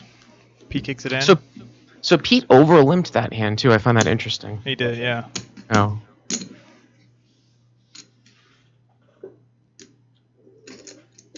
Well, that's just about the worst card that you could ever see if you were bluffing with Jack 7 against a guy who check called the flop. The guy either has an ace, a 9, or spades. Mm-hmm. Everything's there now. I think a double barrel would be a mistake here. Maybe check and hope to hit a miracle with a 10.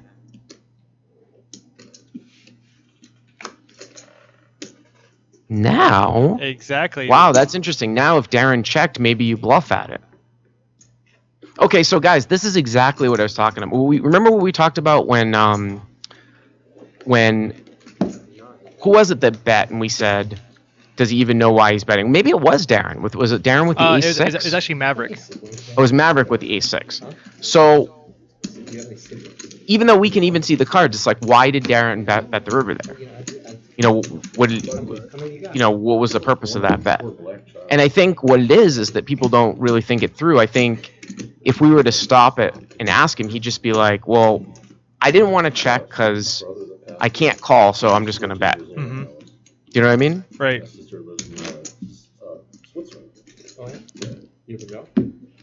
I guess maybe that, or maybe he's afraid that Mark had some sort of tiny spade that if he goes check, he loses to all spades. I guess some people use the term a blocking bet there. These are all those interesting spots. Like same with Maverick with A6. I wish we could just like hit pause and in the realm of time, just go pick their brain for 2 seconds. Just go, well, what were you thinking exactly there? Please fill us in. Well, again, maybe you can ask Darren after the fact if you do like that little post game thing, but I do tend to doubt that he would say that, oh, I was trying to bluff him off a small spade. I think it kind of just comes back to more basic stuff. It's just like I don't really know what didn't really know what to do, so I just bet, which you'll find a lot, Yeah, I think that adage rings true a lot of times when people are discussing their style.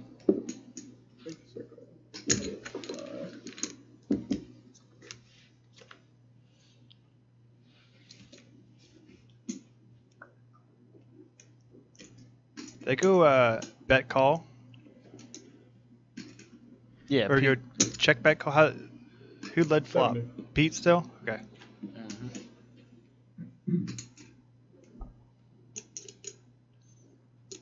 Brent's getting into his disapproving dad pose. Good eye.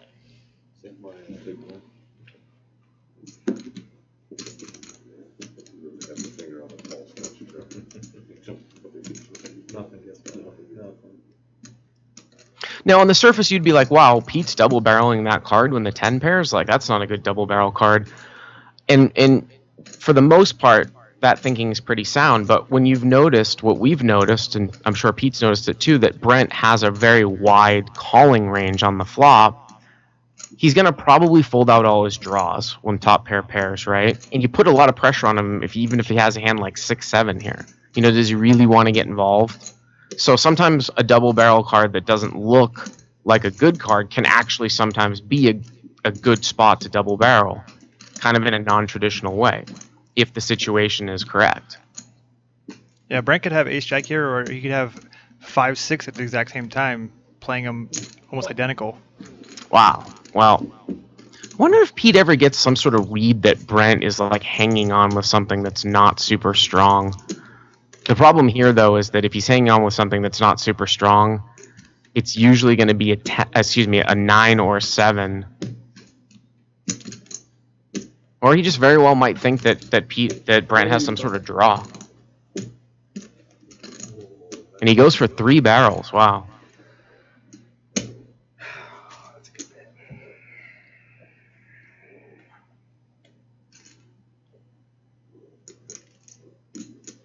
10 Ivy. Stoic as always. I just don't think Brent will let this go. I think that really Pete really picked up on something on the turn that led him to triple barrel the river here. Yeah, I mean, a 10's, I mean, obviously a 10's never flatting. You know, Brent's not afraid to raise it. I mean, I think a lot of flush draws probably raising flop. I mean, Pete puts him on exactly what he has, an ace-high situation here.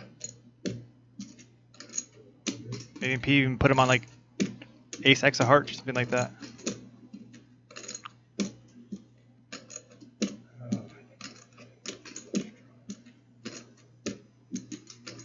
Yeah, I don't think he has ace-x of hearts because of the way that he tank called the turn. You know, he took a long time on the turn to call.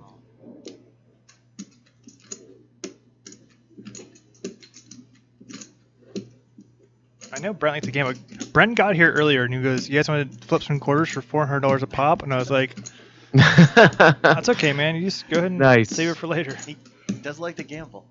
Nice.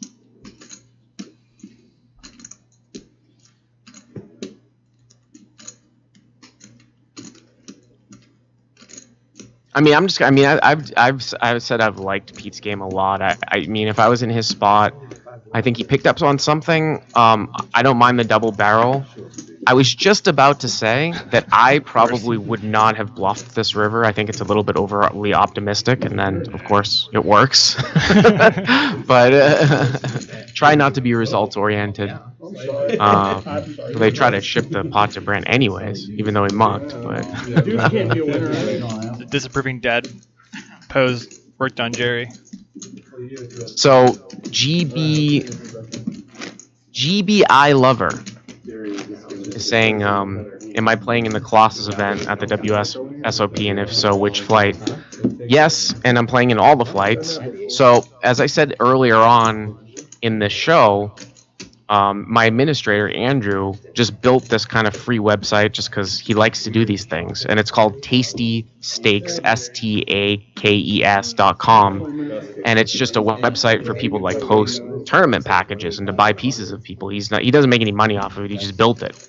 But I'm trying to support him, so my package, which is actually sold out, is listed on there. So if you want to see my events that I'm playing, you can just go there, tastystakes.com, and you can see them all. What? Do you have any expectations for the Colossus? Do you have any like a certain game plan going into it, knowing that the field is going to be completely out of hand and massive?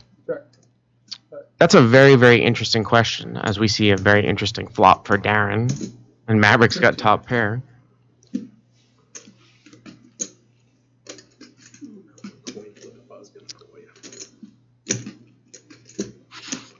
You just see if Darren check calls or check raise. You're just going to check call here. Heads up. Get heads up here. I'll check. No waiting for Darren. Now, was this spot limped in here? I believe Is that so. why it was so small? Yeah. Okay. Yeah, I think we had to straddle on. I think Mav straddled, and I think we limped 5 ways, or maybe no, maybe it was a straddle, but yeah, there was no raise.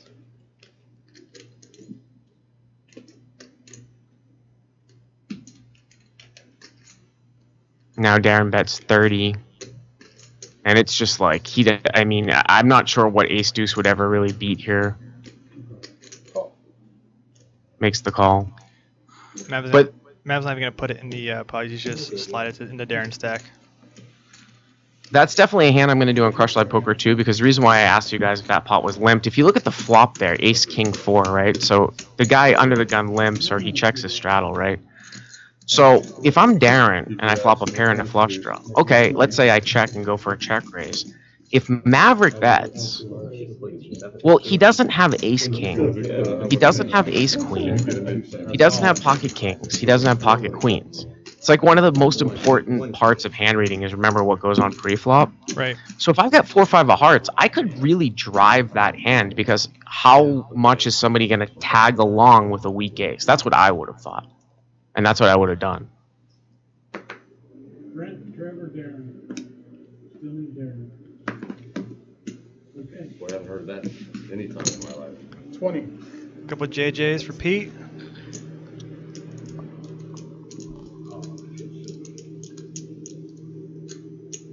There you go. TastySticks.com up on the screen. Oh, cool. Thanks, guys. 60.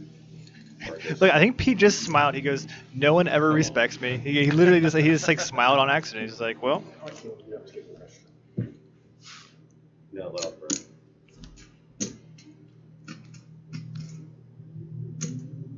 I think if 4 bets come. No. Thought Pete might 4 bet there, but. That's up.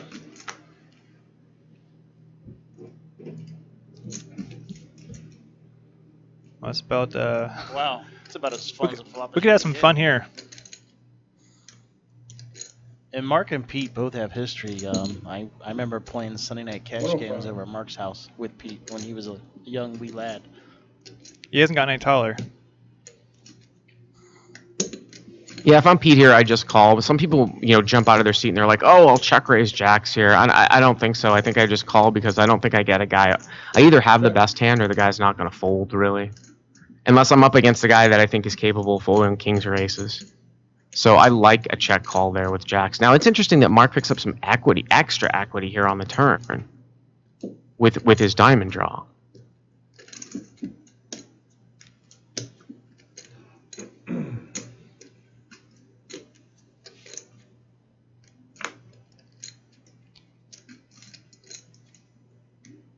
Let's see if Pete checks river here. Trying to get Mark to bluff here.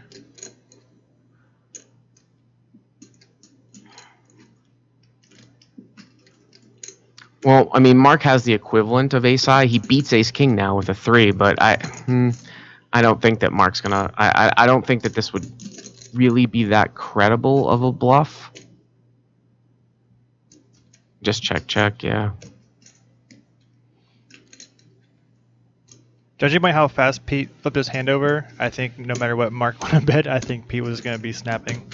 Yeah, I think. Well, I think he knows that when it goes check, he's got the best hand though, for sure, too. Yeah.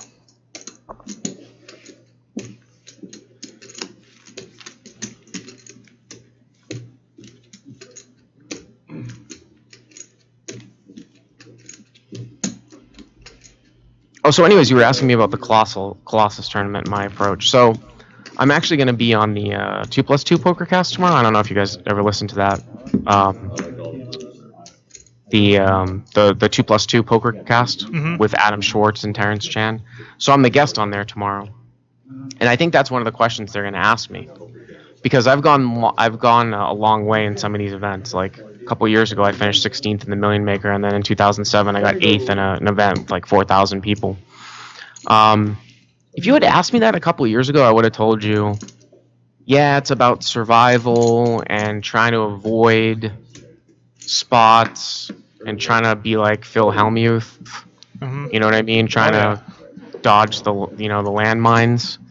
Maybe because I'm playing in so many events this year, I'm going to go in with a different approach. But the guys that I see win money in tournaments, especially the ones that actually win them at the end, they don't really play that way. So it's tough to say, except for Phil Hellmuth, of course. Right. So if they went limp by Brent, raised by Zach, Brent called.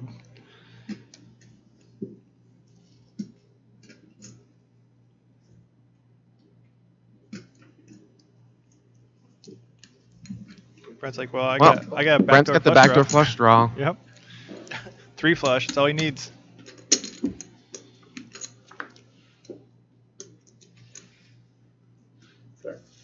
The brickiest of bricks.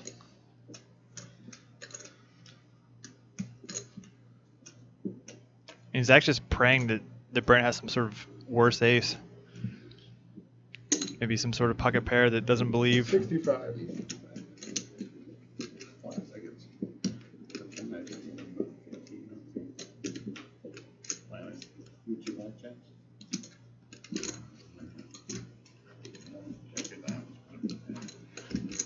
I think this is also interesting too, because again, I was watching the way that Brent called the flop. It was very, very hesitant, and I just, and because if we're Zach, we have an ace, right? So it's way less likely that he has an ace. Plus, he limped in. Yeah. When he calls the flop, I think that he has a hand that's very weak. I never would have thought that he would have 10-8 of spades, but I thought maybe he would have a hand like a 3. Maybe like 4-5, something like that. So that would lead me to a small sizing on the turn, because that's what I want to get called by. Yeah. I just don't think that he has an ace, though, just in the mannerisms and the way that hand went down. I guess. Mine was a total guess. I was checking the. I think Brent's actually like leveling himself a little bit, because I know he is in the chat a lot of times, and people tend to complain that our table's kind of boring. I think he's trying to take it upon himself in some of these hands and be like, you know what, I'm gonna make sure it's not boring, and just get after it on every hand. But it's typically Brent sitting in the chat room watching, going, boy, this table's got no action. It's totally boring. That's what I'm saying. Yeah, so he's trying to make up for it by taking it upon himself. So, Mr. Rocket, or M Rocket, in the Twitch chat says that tournaments have a top-heavy payout, which forces you to take smaller edges early in the tournament. And in theory, fundamentally, that's correct. And what I was going to say, though, too, is that because your chips have way less value in the beginning of the tournament as opposed to taking those risks at the end of the tournament, right? When you talk about like that concept of ICM. And with the Colossus, too, now that you can re-enter 3 or 4 times, well, again, in theory, it shouldn't matter, right? Because every tournament I'm supposed to play the same, but we're not robots, and I think it allows those people that are planning on firing the multiple bullets to even more correctly take those small edges in the beginning, because they're not necessarily scared of getting knocked out, because they can just re-enter, right? My high school sweetheart's family owned it. I mean, I think it'll be interesting to see what kind of clientele this tournament does bring. I mean, it is the lowest WSOP buy-in, so it does get the people that maybe can't afford some of the bigger buy-ins, which in turn means maybe 500 is their max buy-in. So maybe they won't be playing. I put it as crazy as one might think, because there is re-entry options. So I think the multiple bullets still can be a huge edge against a player that's just saved up their allowance to come play the 500 buy-in.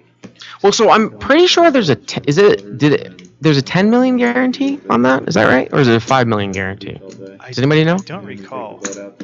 I think it's a 10 million guarantee. So if it's a 10 million guarantee, they're guaranteeing 20,000 entries, which is pretty insane when you think about it. I mean, that's got to be probably 10,000 uniques, at least, maybe more. When you're spilling your car, when it only costs $20, was fantastic. What are you, like 18? What is 5 it? million. Have you heard or seen the structure for that tournament yet? Did we do this before? Yeah, it's the same structure as the thousands. As Mark flops trips. Now David's got a king, so see if there's some action here. You might give Mark a little less credit, being there's two aces out there.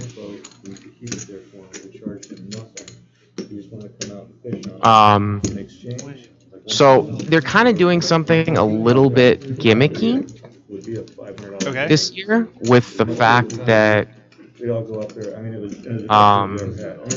they're like adding a lot. They're giving a lot more chips in the beginning in some of these tournaments, but people don't realize that that's all at the expense of either taking out level. It just makes the tournaments longer in the beginning, sort of. You know, and I can see what they're trying to do. They're trying to have people kind of stay in for longer so that they tend to get more bang for their buck. Yeah. But it's a turbo, really. You know, just like the thousands are turbos. I mean, you know, if you're not pretty much doubled up by level 4, you're gonna be in all-in mode. You know, if you make it to dinner, you're already through 75% of the field, which is kind of cool. You know. Yeah. You know, it is what it is. You know, what are they gonna do? Got to end the thing sometime, right? Exactly. Yeah, I can't wait to see the numbers for that. You know, they were talking about if they don't shatter by, you know, 3 or 4 full, you know, the most entries ever in a tournament, they said they'd be disappointed. So I can't wait to see what the final numbers are going to be. It's going to be a madhouse. I mean, it is going to be an absolute madhouse.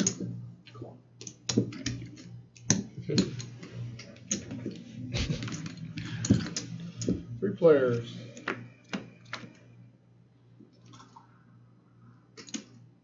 So what is Mark has ace 10 again? Did he give it back from last hand? I think it's the operator up there. Come on, Paul. I think I saw a 10 high flop. Still at 10. Can we grab the overhead real quick? Hey, Paul. It's 10-7-8, guys. 10-7-8, 2 hearts. We're switching out with a different card. Wait, why does Mark have a 10 of hearts in his hand? Uh-oh. Or is it all hearts?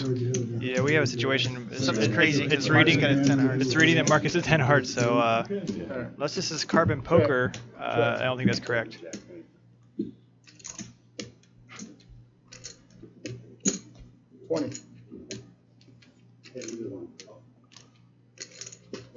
Someone might want to get a hold of the.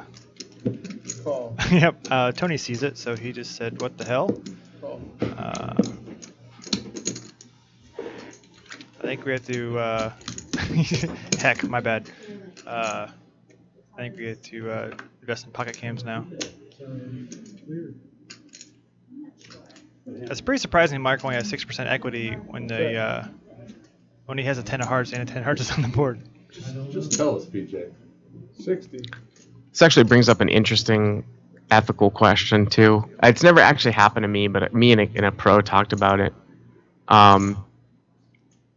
The way that they do it in LA, first of all, I'm assuming that the cards are just wrong for this hand, which, I mean, you guys get this 99.9% right. Yeah. But if this situation were to actually ever happen, where you had ace 10 with the 10 of hearts, and that was the flop, the rule in LA is that if the hand goes to showdown, okay, and you turn over a bad card, like you turn over a card where you didn't tell everyone that it was a foul deck, you automatically lose. So if you don't announce the fact that there's something wrong with the deck, you lose. And the reason why they have that rule in there is because of the angle of like, let's say that you matched the 10 of hearts and you knew that there was no way that you can win the hand, right? Because you have to supposed to like announce that it's a foul deck. Well, you just try to like raise everybody out of the pot. You know what I mean? To win the pot.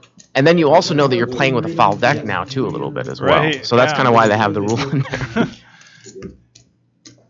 Why didn't you call? I didn't have a 10. I had Jack 7 and dime. You had me crushed. Foul deck, foul That's deck. really strange. I wonder if when I entered the. Has to be when something I you guys entered did the 10 hearts, manually. Did it go to him? It had to have been. Let's see if Mark has the ace 10 for the third straight hand. Oh, it showed up on the board, but. You good on this? Oh, it sounds like Paul's talking that he tried to manually enter the 10 for the flop, and I think he may have changed it in Mark's hand. Oh, Computer's never wrong. It's just that people using them. yeah. 1 0 0 1 0 1 0 0 0 1 1 1 1 0 0. Don't call me that. 3 players.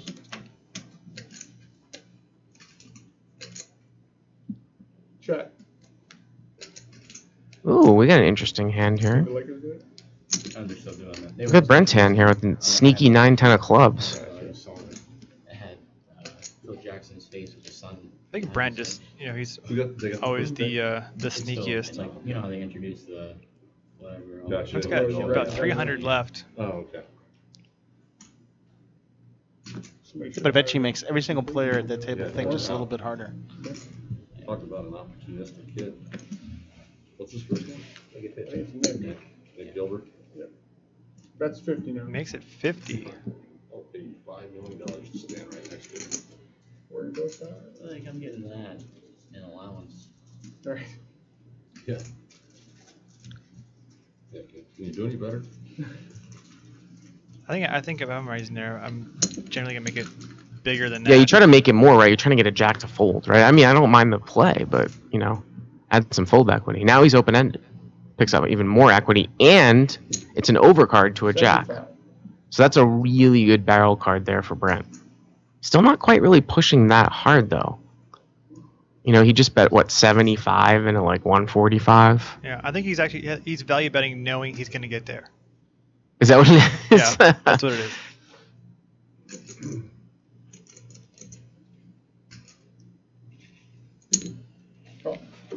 Yeah.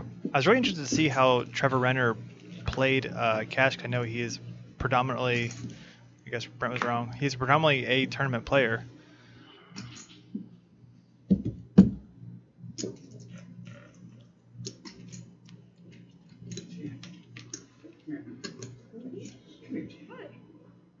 Is he going to stack them all up together? Slide them in the middle? Let's see.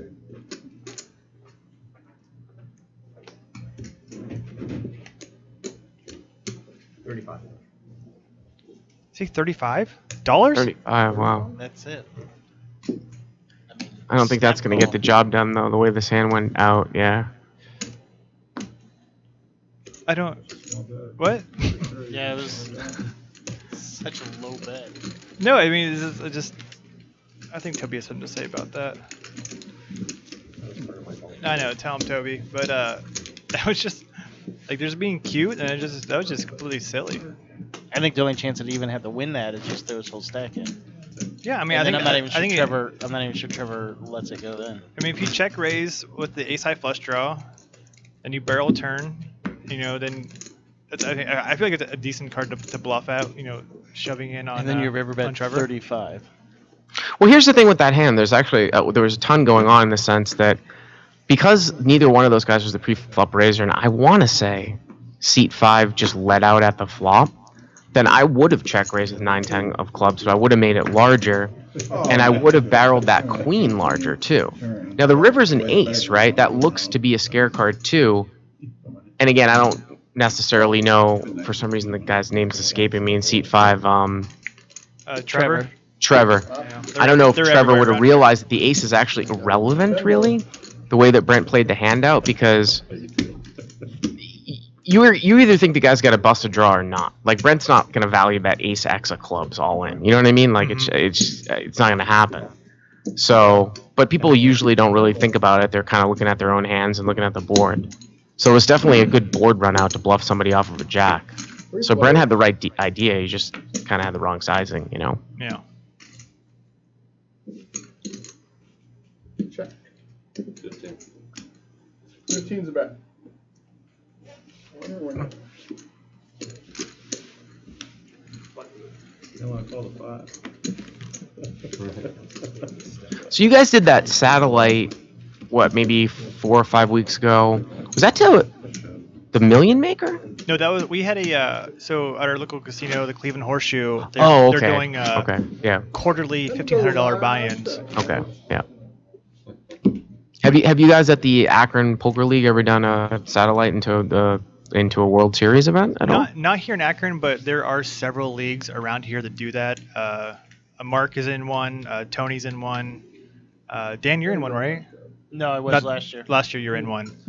So yeah, they pop up everywhere around here, really. There's several main event sites seats that people give away, and a lot of 1,500 type seats. 25. I was in a league a couple years ago. I actually took over for a buddy of mine, and I did Every hand again. throughout the whole year. They did a Borgata seat, a couple other Hollywood type seats, and then at the end of the year they did a few $1,500 event seats, which I happened to win a couple years ago. In this summer, Barton, I think starting in end of July or August. I can't remember our actual start date, but we're gonna run on an opposite night a show called Chase the Bracelet, and it's gonna be like a 13-week marathon tournament. 10 players sit and go for 13 weeks based upon points, and we're gonna send somebody to an event in the 2016 WSOP. Oh, nice.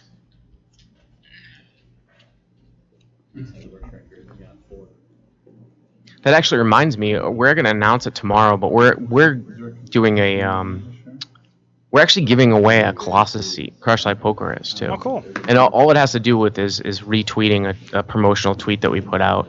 That's all you have to do. We're going to give more details about the specifics tomorrow, but if anybody's interested and you follow Crush Live Poker on Twitter, we're giving out a Colossus seat. 55. That's a pretty sweet gig for just Clicking being a one little follower button. and retweeting. I mean, it's pretty good. Yeah. I think I won. Yeah, you just know it I already. think I won it. You felt it.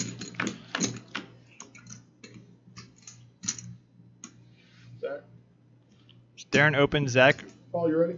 3 bets. Yep. Darren flats or calls behind. 65. Zach's gonna continue on. And call. I just feel like this flop kind of hits the 3-bet caller a lot more often than not.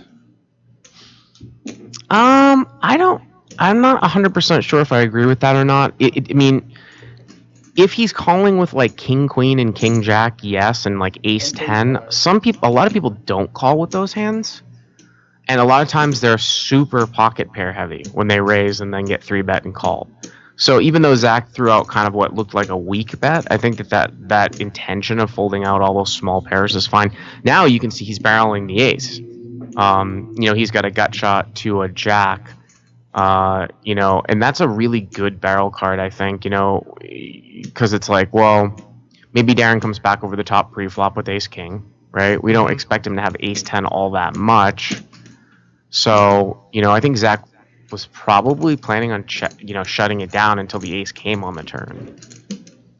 But it's interesting that you said that, because I think a lot of people think that king high boards are scary to bet at if you re-raised and somebody called you. But the reason why I don't think that they're all that scary to bet at is because a lot of people won't call 3-bets with king queen and king jack off, and they will have some frequency of 4-betting ace king. Okay. So if that's the case, they just don't have many kings that they call for 3-bets. You know what I mean? Now people will call with king queen suited, and obviously you saw that Darren called with king queen off, so it's not always correct. But yeah, that might have been my part of my tournament brain, thinking he thinks that I'm stealing from the button, so I'm gonna call his 3-bet in position and see what he does on the flop. So that could have been my thought process there. Yeah, maybe. Remember, too, in tournaments, you're always getting, like, so much of a better price, right? Because the sizing these days are so small, plus you usually have antes as well. Correct.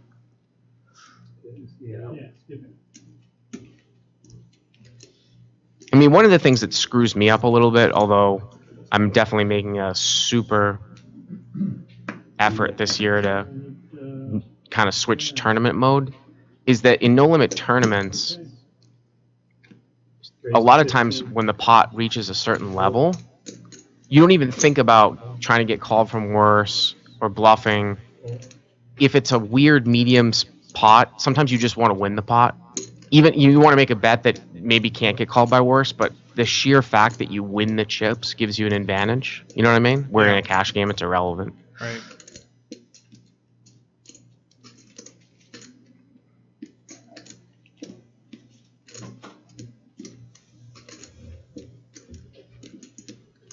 Raise. 70. So Pete getting 0 respect. Raising on a gun. Brent calls, Zach calls, gets 3-bet by David on the big blind.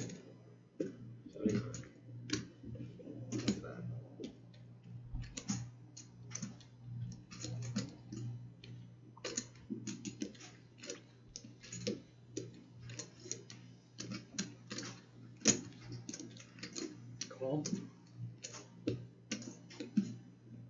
Again, Pete in position against David. I mean, he is going to be majority of the time, but David just keeps finding himself in some not so great situations. I got to tell you, I mean, I like the play by Pete. I really do like Pete's game.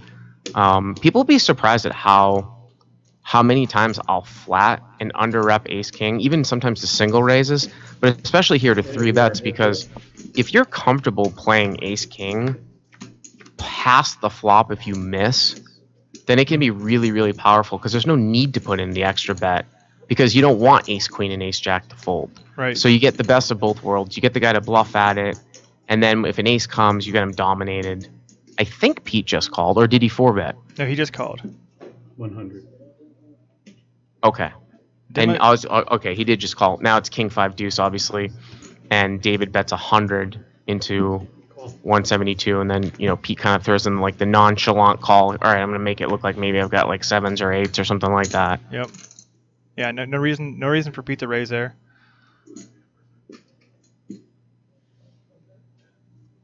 Let's see what David's looking like here.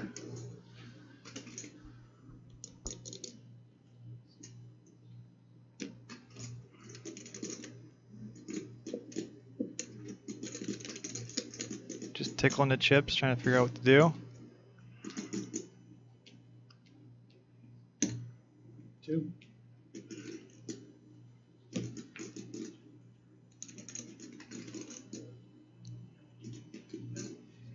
All right, Peter's gonna go for the raise this time. Raise. 575.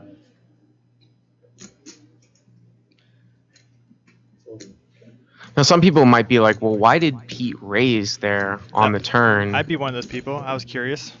I think it probably has to do with the stack sizes, in the sense that once David bet 200, if Pete were just a call, okay, the pot would be like 772. Mm-hmm. See it on the show.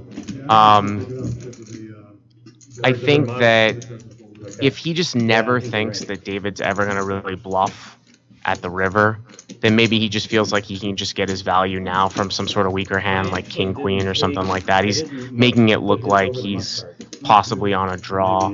I mean, they were a little bit deep there to raise there on the turn, but sometimes when the stacks are warranted where you just don't think the guy's ever going to bluff the river if he's behind. Mm-hmm. So even if he has a hint of equity, it's actually not even that bad of a play to just raise him right then and there if you never think he's going to bluff the river. Now, we can't necessarily make that assumption, but maybe it had a little bit to do with the fact that Pete was trying to make it look like he's bluffing there too, on the turn. Yeah, I mean, I guess sometimes a raise does look little more bluffy instead of strong in a situation like that. Okay. Sounds like they are saying you have the echo back. Interesting. I'm not sure why it would just come out of nowhere. Brent call. Fold. Fold. Call. Fold. Call. Mark opens under the gun here. 8-9 suited. Brent, Mav, and Pete all come along. So we're going back to 15. We were at 20 for the majority of the time now. Looks like that 15 is becoming the normal raise. Pretty good flop for Brent. Looks like Brent's going to get a few of his chips back. Downside for him is he actually doesn't have a whole lot in front of him. I didn't realize he was down to 100. Check.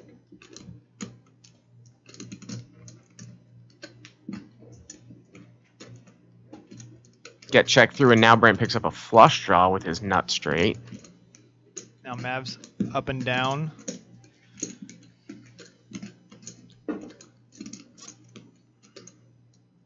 Is Mark really contemplating? Check. There he goes. 25.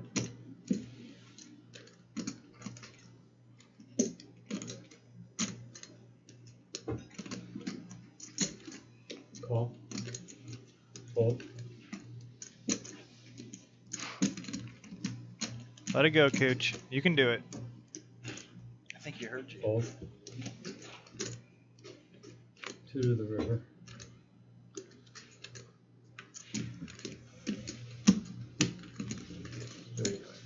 All in.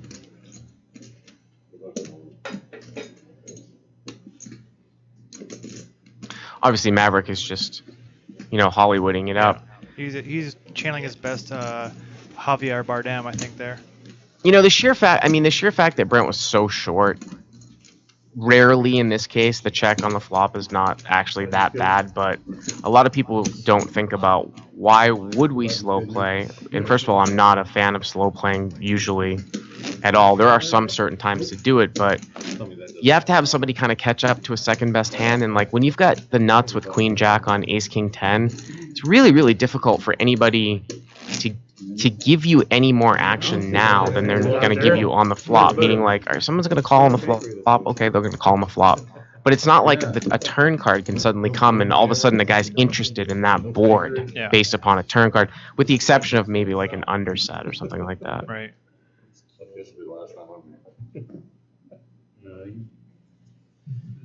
Feeling was good. That's all. Guys, I'm going to walk away here for a second. Okay. I will be back here in a minute or two, okay? All right, Yep. sure. And then you're going to have me for probably about an hour as I approach 32 hours no sleep. But I was I'm a wondering when the last time you I'm a slept was. trooper. No, you're a trooper for coming on and hanging with us for what you've done. Thanks. 25. I think this is Zach's second 3-bet, or Call. second raise here with Jack 7. Remember, it's one of his favorites. Mav comes along with 2 5s. And a 4. Darren says no thank you. I do think Darren provided a baby Butterfinger and maybe a baby Nestle's Crunch to this pot. So whoever wins will have a slight sugar rush. So it's kind of like a little sweet in the pot from Darren. Security. Jack. Zach flops a gut shot. It's the honor system. You gotta leave $10 in the tip jar. 30. $25. 30 beans from Zach. I think Mav will peel at least one here.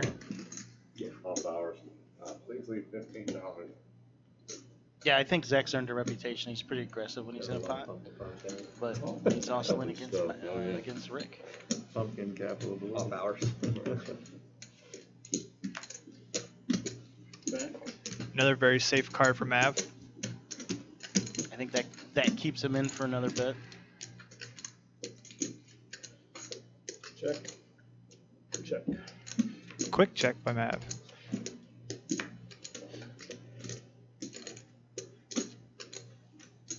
Let's see if Zach's completely just waving the white flag here. Check. Check. Jack high. 5s are going to scoop a loop this one. Scoop-a-loop. What's up, Ryan C? Nice to see you in here. I saw Ryan C in the Jason Somerville finale stream on Sunday. It was Not part of the good to game originally. catch up with him for a second in the chat there. I'll be the first to say that if you don't want that butterfly out, you don't. It's gotta get past me first. Going on. Yeah, it kind of sucks that some people are lagging, some people aren't. I'm actually experiencing it here on the iPad if you're watching. You just see it jumps. Yeah, some people are having problems, some people aren't. I don't really know if it's on our end. I know we pay for just about the best quality we can have internet-wise, so I think it's the hamster running in the wheel on the Ohio internet. yeah, we should have got a It's getting tired. groundhog or a Is that code for something? It's a little polar bear or something. Alright, Trev, you're first. I think it's the last time we'll have Trevor Renner on because I don't like someone else having the same name as me. Rick goes from 5s to 7s. Why are you always raising my big blind? The No hijack matter how much I position. drink, I can never gain any weight. It doesn't matter. I don't understand why. Mark calls. Mercier's still hanging in the scoop event. Thanks for the update, Craig. Got a call. Hey, 4 players. Mark with jacks from the small blind just called. Wow. Set or set. Oh, Bart, you're missing all the fun. And Brent hits Okay. his weak ace. Or his second card. Let's see if these guys take Bart's advice and they play it kind of quick. I mean, there is 55. a possible straight out there. Mark, who wasn't supposed to play in the game tonight, here he is. I see raisin chips in his hand. 130. I literally heard Mark just breathe from here. I thought I picked it up too. His nose is whistling. Not really sure. Does Darren know he has cards still? Hey, Darren. Darren, just kick him in, buddy. I don't think he knows. I think he likes the camera time. He has no clue. This is Chris. Oh, he does know. I thought he. Oh, so I just come right into set over set, I was huh? gonna say, Yeah. I was gonna So say- you missed- I thought you said you're missing all the fun.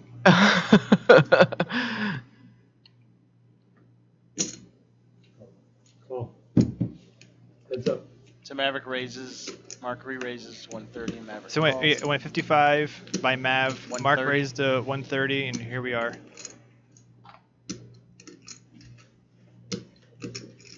Mav actually has way more chips than I thought he did. I thought he was lower now. I thought he was like around 600 or so.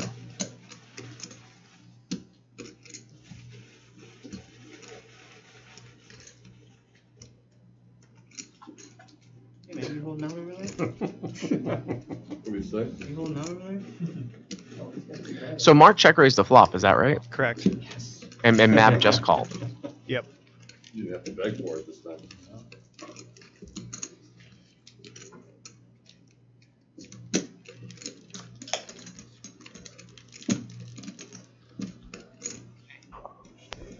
Let's do a shot of vodka for every Butterfinger. All in, Did you say all in? All in and out? about 255. Oh, Mark just shipped it. How much you got? I didn't miss anything today. We were chatting off air. I'm sorry. I'm second. I thought I had. 460. Did Mark just open ship? Let us know if you want an exact count. Yeah, he moved all in. And Okay. it looks like Maverick is actually concerned. I mean, he didn't snap call. I think he's actually concerned. So it's He's 4 concerned about 9-10. ish.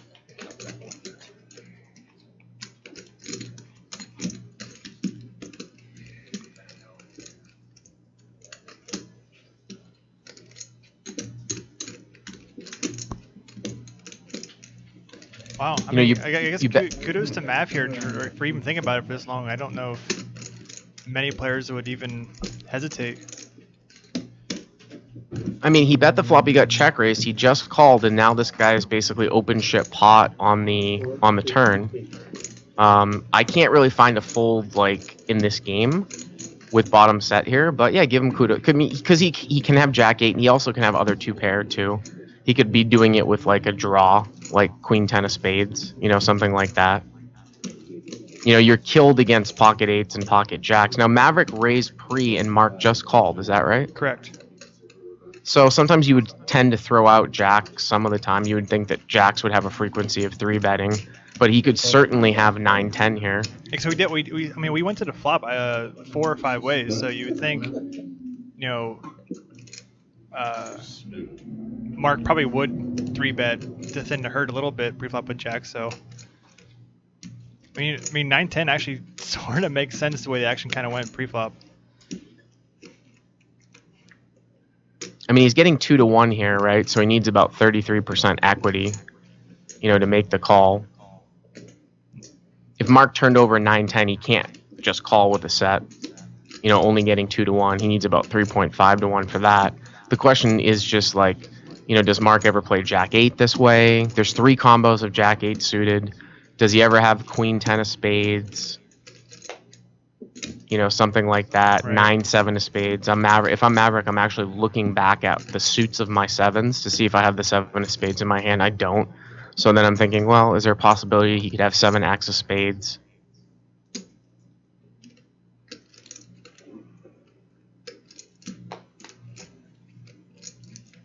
Hit me on the next hand now. Ooh, Mark talking a little bit. Did he say? He said you can get me on the next hand. That's what he said. Interesting. But look at Maverick's vein, though. Jokes.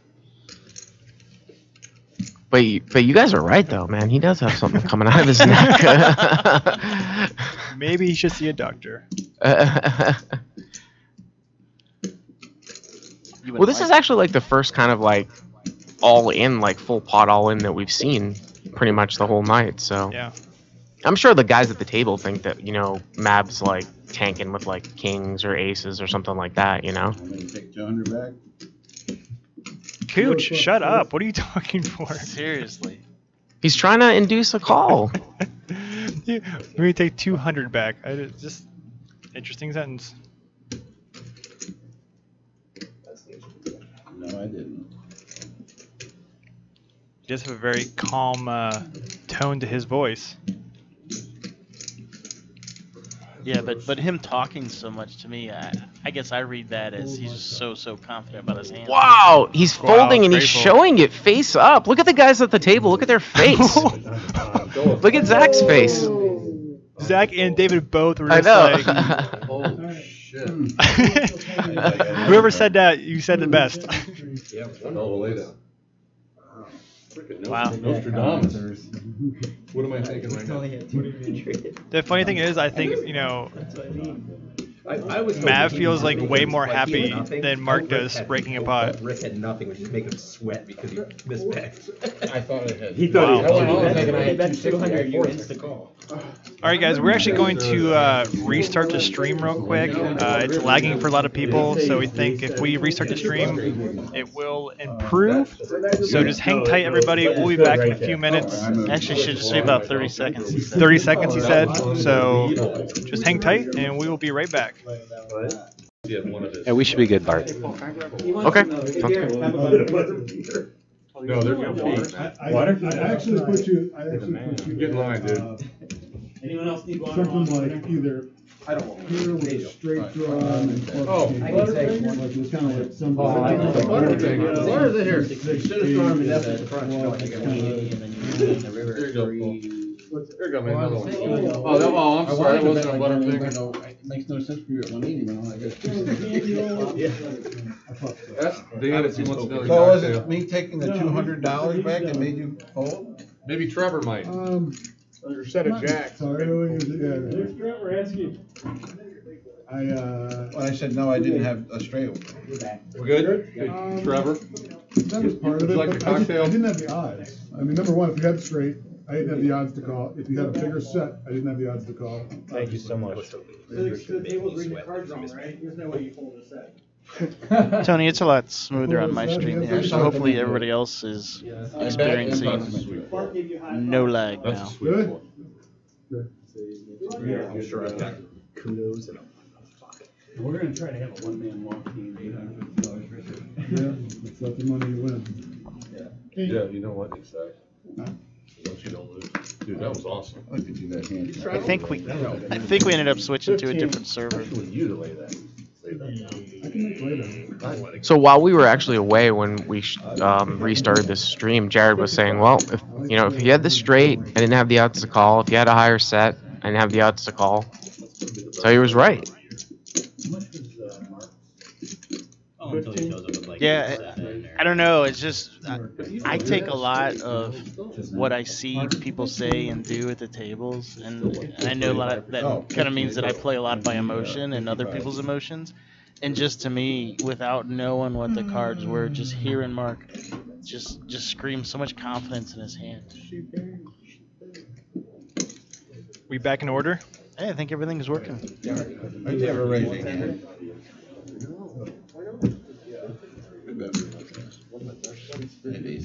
I know Mark's going, don't play with emotion, play with logic. Joe Sasana, the cards are not being shown on the tablet. Just the bet sizing and everything like that. He does not have the cards up on the tablet, so no one can see them. Don't act like it. No. He actually purposely does not have the cards on there because just in case he needs to jump in the game later, he doesn't have an advantage by watching the game. Give him your hand. Hold on. I just need one hand. Yeah, basically all he's doing is plugging in bets so you guys can follow the action, and also we can show chip counts every now and then, which I don't think we've seen yet. Might be a good time to call out for chip counts after this hand. Yeah, every now and again, throwing them up there. I mean, we can't see him on the bottom of everyone's whole cards, but to see a big order of them is kind of cool. Should have came back right back before we started play with that. Oh. Yeah, if you refresh, usually it gets things going. Wow, Mark is flops just on a Wow. super heater right now. Look at this. Darren's got something to play with him here, too, with the 5-3 top pair open-ended. Oh, you're in the hands. Look at Mark, it's all Oh, smiles, Mark man. just checked. Can't be predictable. No. Too There it many goes. scare cards or action-killing cards. Now he's going to chop it with Darren. That would be the one. Yeah. Especially in a limped pot, There's just so much to get value from, I think. It would be a disaster, if someone had 2 pair there and that got checked through. Or sometimes people will limp 6s and 7s and 8s occasionally, Yeah. You have to get the value when the getting's good, or whatever the saying is. Now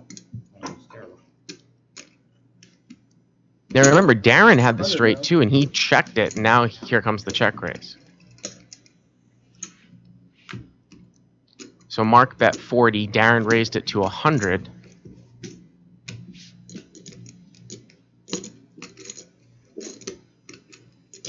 And if I'm Mark here, I'm actually, I'm going to play this super duper defensive.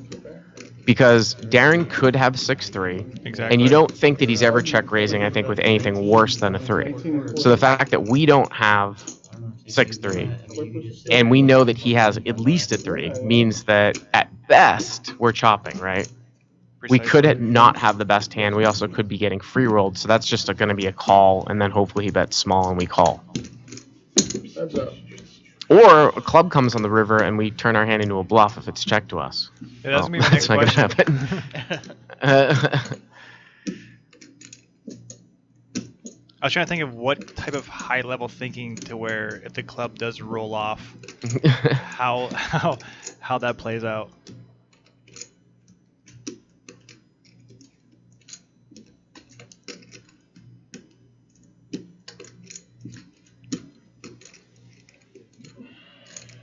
Ooh, Darren this time decides to bet towards Mark instead of betting to his left like he had been. I think it's interesting when people change the way they put the chips in the pot. So here, this is kind of an interesting situation in Hold'em. He bet 175 into a pot of about 260, I want to say.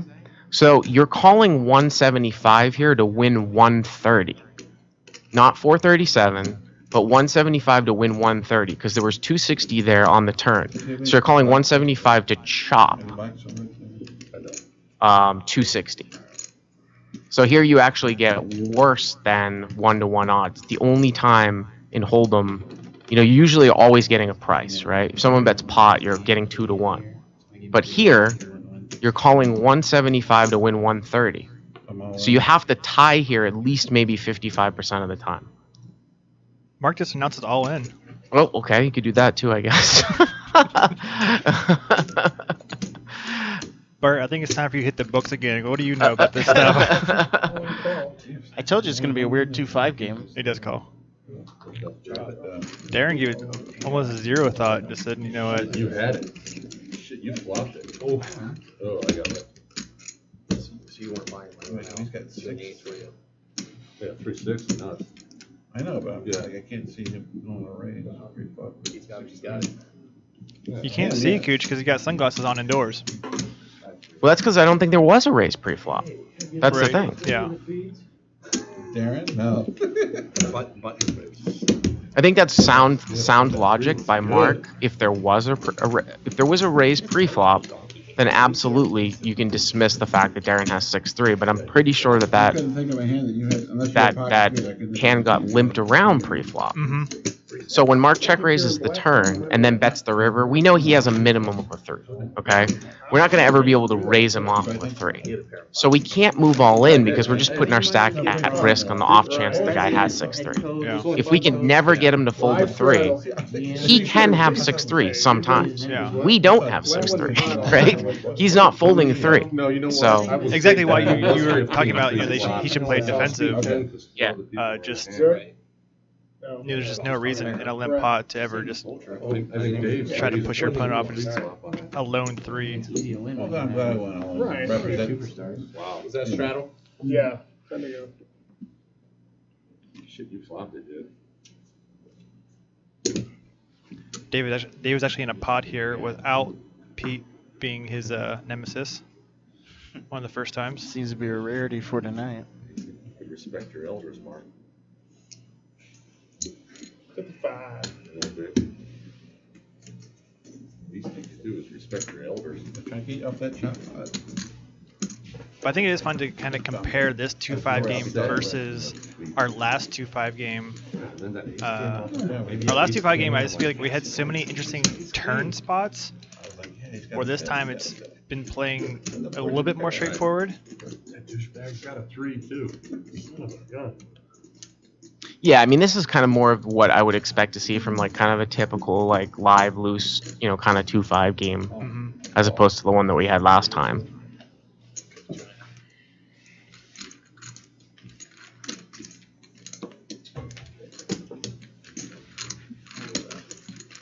Heads up.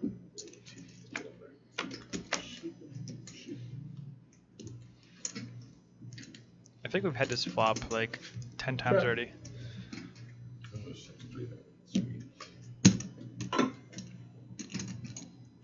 David checks, I believe. To Trevor, who was the aggressor pre-flop.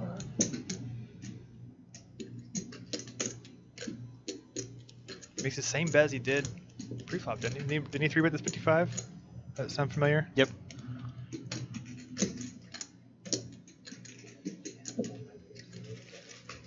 Pete, you ready? Yeah. Oh, come on. You put one in front of him that eats it. I'll take a prop bet. Which means yes. Yeah, the only problem here with Ace-Jack here, of course, if you think a guy has a reasonable 3-bet range, is that you lose to Ace-King and Ace-Queen. 110. You're right. Here you go. The official clickback. Keep it.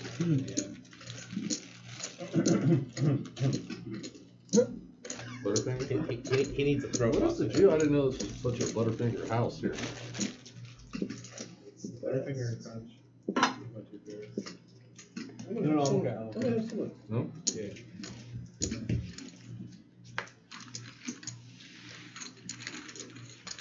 Well, that was fairly big. I guess I don't know how to react when people click it back like that. it just seems like so silly to me that I just rarely believe it. Like, people just think that it screams super strength, but I feel like people are doing it more often now with exactly what David had. Again, the problem with like ace-6 the problem with ace-6 continuing on though is that you lose to some of your opponent's bluffs, which is the case there for Trevor. Now, you know, maybe David could have had like king-queen, because again, that was a 3-bet pot, so David opened and then called 3 bets from out of position, so that kind of narrows his range down too.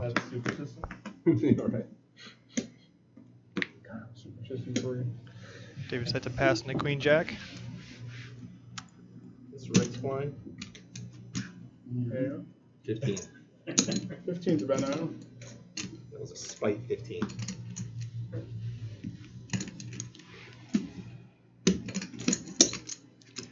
Finally got a Darren Brent battle. Two guys know each other very well. You sissy. I'll call it out. You just to get for me to just to get defend. Put a little more money on the table, I'll tell you. the chat room going. 3 players. Oh, I'm sure he's Legends then.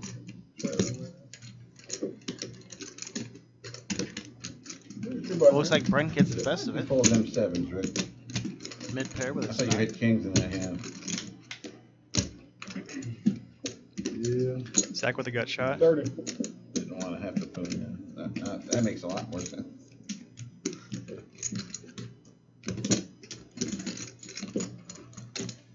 You might have got paid if straight wasn't out there too. So Zach going a bit out of flow here. That too.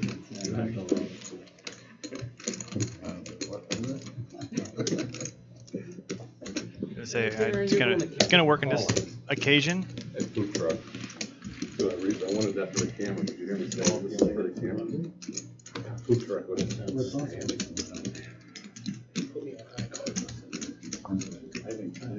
A special shout out and thanks to all of our new followers tonight.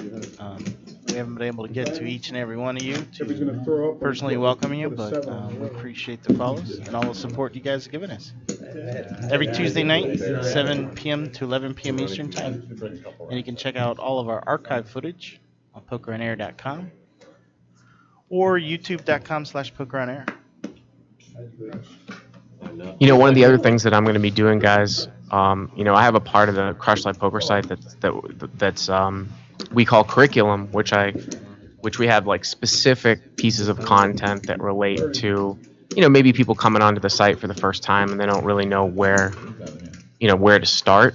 So over the series, I'm actually going to record this hopefully before I go out to the World Series. And I'm going to do a whole low stakes curriculum series.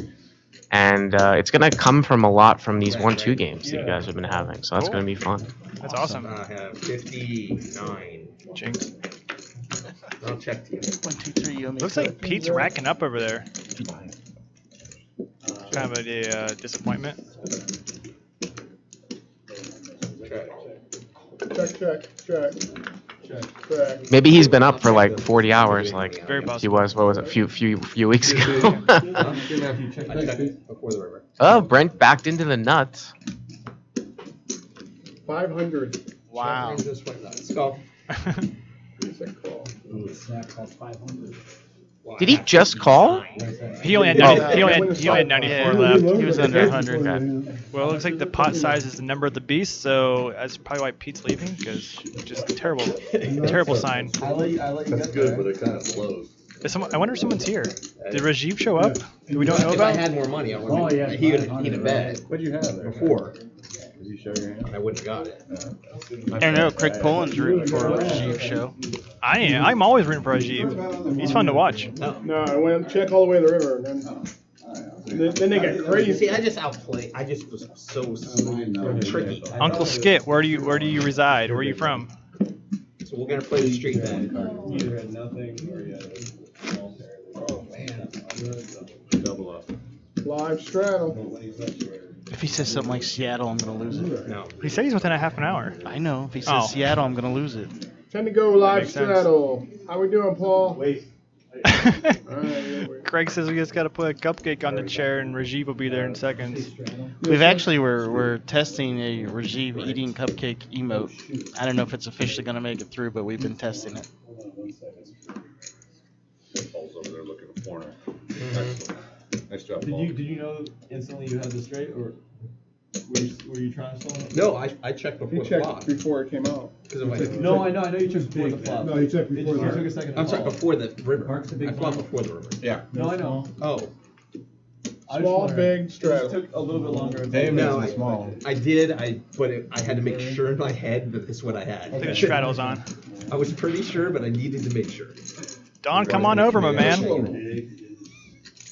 Unless you're scared. It was more of I can't believe that happened. So. So I'm not sure what's going on. I'm sure technical difficulties or what. Are we ready? So chat, anybody else go see Pitch Perfect 2 over the weekend? Hurry up and fold. Crickets? Nope, it's time for a Dan, race. did you go see it? My daughter did. You didn't go with her? Your straddle, right? Nope. Thanks. Too bad. Wasn't as good as the first one. What's Seat 6's name again for some reason? I'm super bad with names. Seat 6 is either Trevor or Darren.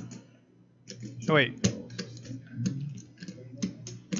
It's Aaron. In the blue? It's Darren. No, Seat How much do you have 6. to rip joke away? Our Seat 6 are legitimate Seat 6. So we don't have the 1 and the 10 aren't not active. The guy that's to the right of Maverick. Zach. Zach, yeah. Oh. Zach. Okay. Yep. Okay. So I think that Zach was right. asking Brent if he was slow rolling him the last hand. I was listening to that whole conversation. Brent was like, "No, I just couldn't believe I needed to make sure I had this straight because Brent didn't insta call. You know what I mean? In all fairness, He checked the river blind. In all fairness, I did not know who. I've watched all the streams. Please. I am everyone's favorite. Right. God, it's Oh, funny. he chipped In on seat five, one, yeah, there's dude. 8 Butterfingers. I can't believe that. There's $1. Sit down. $1 and 6 Butterfingers. I like to see what Amazing. what Zach's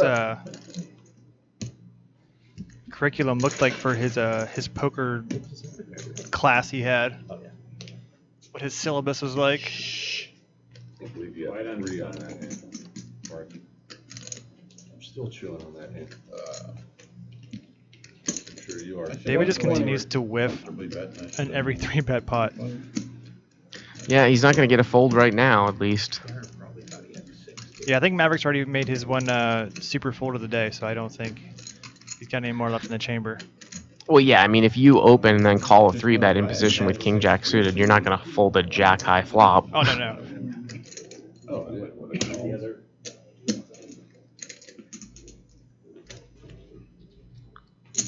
call. Call. Dallas. Is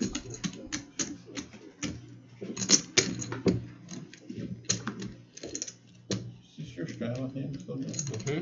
Man. David gains a couple extra outs. He does. But look how big the pot size, though, is. You know, it's 435, and David only has, like, 461. That's why, like, you know, even playing 150 big blinds deep, you can see, you know, or say 120 big blinds deep, you just don't have that stack depth and those tools to, like, run big bluffs, you know? Mm-hmm.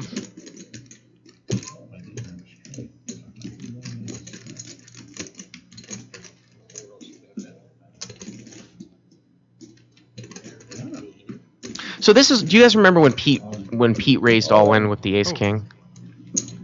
Oh, and now David's all in. So I was gonna say I like, you know, so David's all in here, and I think that maybe David think Maverick has like a hand like 8s, 9s, 7s, 6s, you know, something like this. But we'll see if what you guys are saying is correct. You know, maybe Maverick only has one of those big folds in him, you know, for the night. Yeah, you don't really want to be known as the guy that makes the epic laydown. You want to be known for the guys scooping the big pots.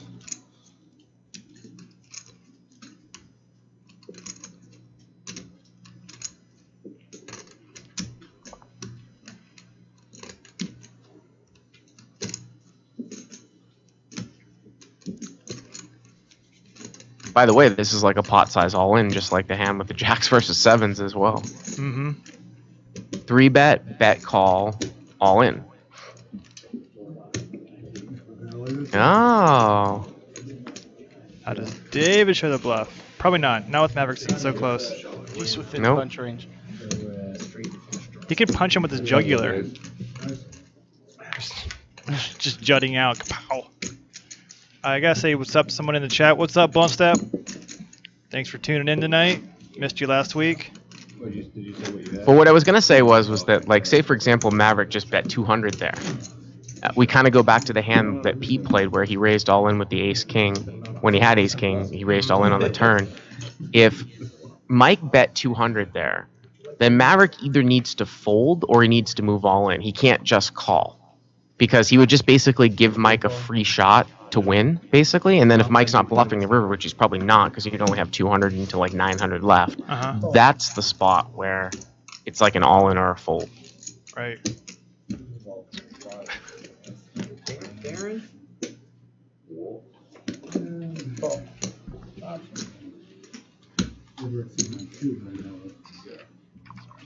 Darren scares me sometimes. Three players, the first mark. Some pretty hands going on the flop here. Good, bud. We haven't had too many limp pots tonight. Hitter. The lock of the week. She hits a pot. Yes. Got a 10 in there. Yeah, you.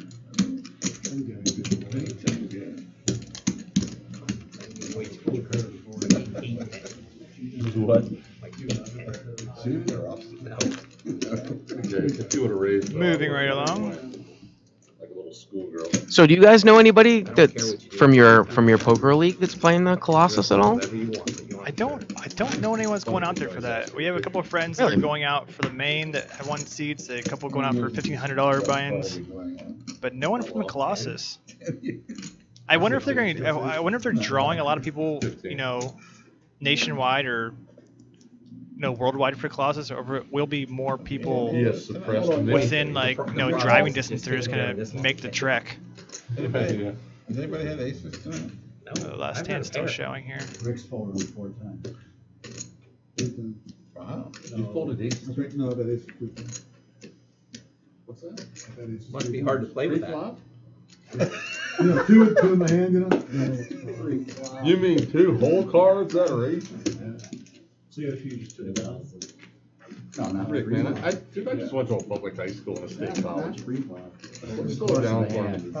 On the first draw. Right. This is up to all of our new followers. Thank you very much. Hey, no parent. I haven't noticed if anyone has subscribed tonight, but if you'd like to, you will be donned with the new Murder Rick emote. It's a blast in all your favorite Twitch streams. That's bad. Right. Oh yeah, that's not right. I'm an excellent ping pong player. I am not going to get even at this rate. I'm kidding.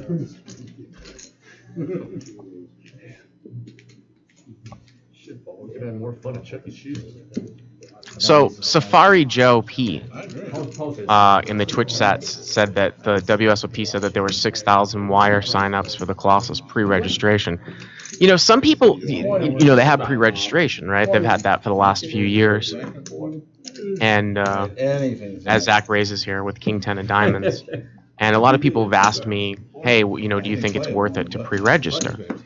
And maybe someone can correct me if I'm wrong from last year, but because I've been going to the series for like so long, for 10 years, the 1 year I chose to pre-register, it meant nothing. You still had to wait in line. So it's like, this thing's not going to sell out. So why am I going to pre-register and then I have to wait in line again anyways? What's the big deal? Now, people said, though, that last year they had a special will call window for people that pre-registered. So if you can pay online and then don't have to wait in line for 8 hours when that snake of a line walks through, then yeah, then that makes sense. Of course, I've got 7 stars, so I just got the line, which is nice. Excuse me, guys. Step aside, please. Yeah, it's me, Bart Hanson. Yep, excuse me. Coming through. No, that's more from degenning, actually, more than anything else. Degenning blackjack. Danny, know anything about that? Nope, nothing. I don't know anything about that. Yeah, you walk right past it on your way out. I'm only diamond.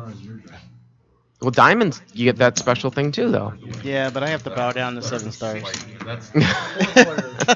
Hey, bow down I think to a player that's seven greater stars than are you. probably just dumber. You know. I think the problem is that there's a vast difference between the way Diamond members are treated in Cleveland versus the way Diamond members are treated in Vegas. You would be shocked here the lack of courtesy, I guess is the good word to use. Yeah. Not that I know. It's just they just know, hey, this is the only casino in Cleveland, so get what you get. Heads up. You're first, Darren. I'll check it. No, Darren's got a weak 10. Then he called with the blinds, the c-bet from Mark, and now he turns trip 10s.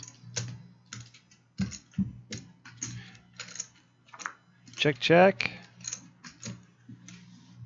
I feel Darren's gonna bet out, somewhere around 65, 70 bucks here. 60. I don't think Mark's gonna waste a whole lot of time. I don't know though. I mean, actually, it's funny. I make this call a lot with ace high. And the reason why is because if you look at the board, this guy is betting either a busted straight draw. I mean, it looks sort of trivial. Mark folds, but let's say I raise pre-flop, I bet the flop, a guy called, turns a 10, check, check, river's a jack. Well, now that the river's a jack, he's never betting a 6. He's not betting a 3. So he's betting trip 10s, or he's got a hand like 4-5, 5-7, some sort of busted straight draw, and you'd be surprised if he bets half pot and you're getting 3-1. You only have to be good 1 out of 4 times. So I really don't think that calling there with ace high is actually that bad of a play, especially against a guy that's not, betting thin on the river like most people. Most people, they're going to be really polarized there, meaning they're going to be very strong in the form of at least trip 10s, or they have a busted straight draw. Yeah. Do you think the table have been more impressed with the call right there of ace high, or do they still be more impressed with the fold of 3-7s? Oh, definitely the fold of 3-7s. I think people call with ace high a fair amount now, especially if you see it in tournaments, for sure. Feels like people don't even ever fold ace high. I want to get a screenshot of the mouths dropping open when Mav shows his 3-7s. Because Zach and Dave are just priceless. They had it was great. Exact same reaction. Only 20 more. What do you got left? 120. So we had the Straddle on. American? Brent makes it 30.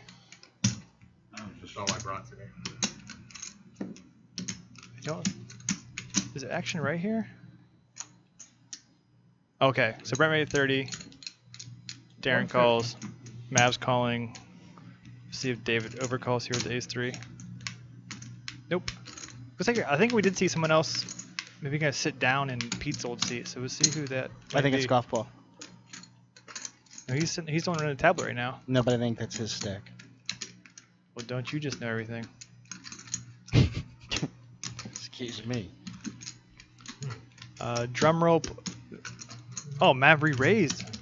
About a 150. That's big time. And obviously nobody can call here with these stack sizes. No. Play out for taken by those fools. So I know the sizing was like gigantic, but I wonder if Mav was playing on the fact that Darren wanted to get into a pot with Brent there just because they're old buddies and they thought they could have some fun.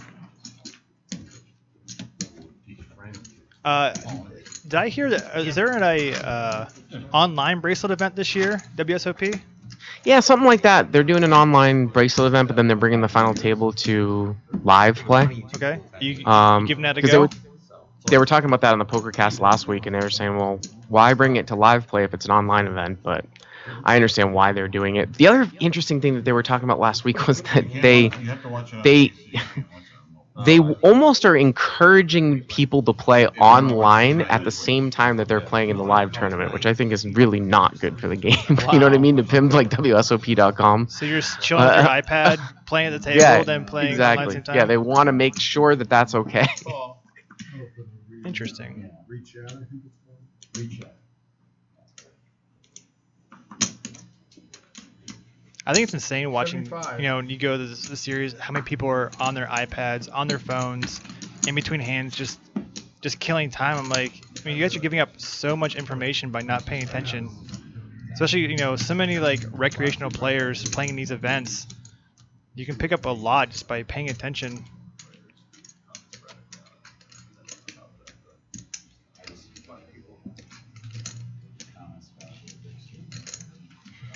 Trevor Renner getting after it here.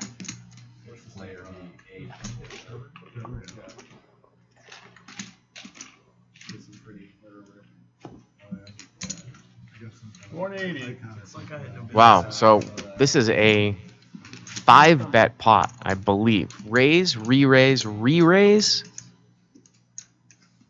I believe you are correct, sir. Mark Yeah. Mark opened with 15. I don't know what Brent's action was. I Because think Trevor made it 75. right, and he re-raised it up to 75. Okay. So maybe was Mark just a 4-bet then? Is that what you're saying? Maybe it was just a 4-bet. I could have sworn that I'd seen some sort of thing in between there, too. No, you guys are right, because I'm looking at the live stream on a little bit of delay. And yeah, it was just 15 call, 75. And now 180.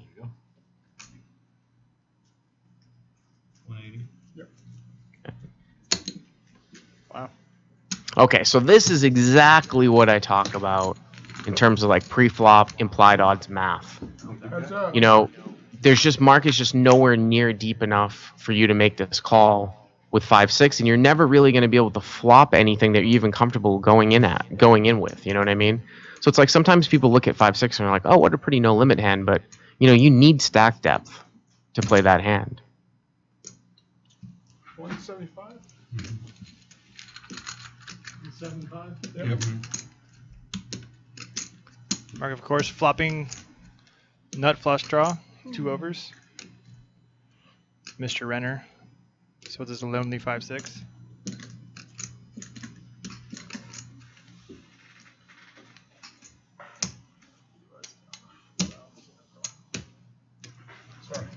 Another nice pot for Mark. Sounds like you guys have played, you know, your own fair share of no limit tournaments too.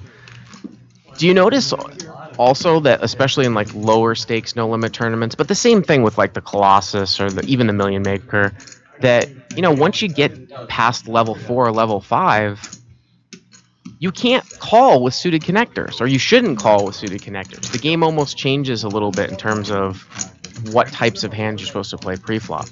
Because you can't call somebody who raises to 2.5 times the big blind. You can't call with a 20 big blind stack with 5-6 suited. Right. It's just not going to be. You're just not deep enough. Yeah, you're not flopping well enough at the same time as them flopping well enough to right, and you're going to be folding get the best paid hand off. occasionally too. You know what I mean? You're never going to be comfortable. So I mean, the hands that we think of are as bad no limit hands, no limit cash hands, like King Jack offsuit, King 10 offsuit, things like that. Those hands I would actually rather have than like 5-6 suited in those spots in tournaments. Our limp pot here. Haven't had too many of those tonight.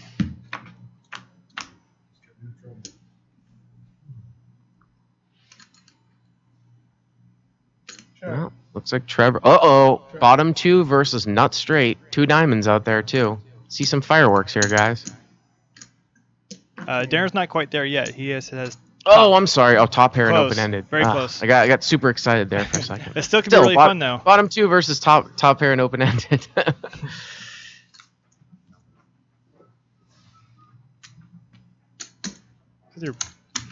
Darren's playing it pretty slow at this point.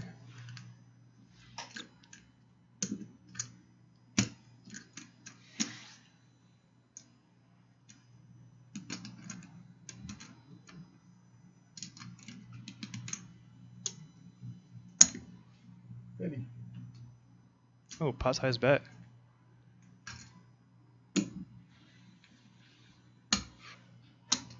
Another nonchalant call here on the turn. Ah, what a great card here for Darren to bluff at. And this is something that, you know, a lot of recreational players don't do because he's got showdown value with an 8. If this goes check, a lot of guys will just check this back. But why not bet and get a guy off of like 10-8, Jack-8, Ace-8? 35. say, I thought he said 35. I was like, what is happening? 75. I thought you said 35. Yeah, so did I. Oh, 75. Yeah, 75. He's the one that said So maybe Darren was only thinking about his legitimate outs, not his. Well, I quote-unquote mean, fictional Trevor outs. bet anyways. Yeah. I was totally expecting Trevor to bet. I was totally expecting Trevor to check there, because it looks like Darren, could have a flush draw, right? Absolutely. So I didn't know if Trevor was going to bet there with 6-7. A lot of people checked there. I will not be double struck. I'll tell you that. I don't care, that doesn't bother me. I just want to flush draw my hand coming out. I have to wait till, I'm going to wait and leave when it gets short.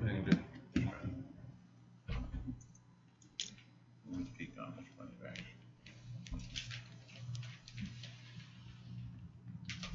Good.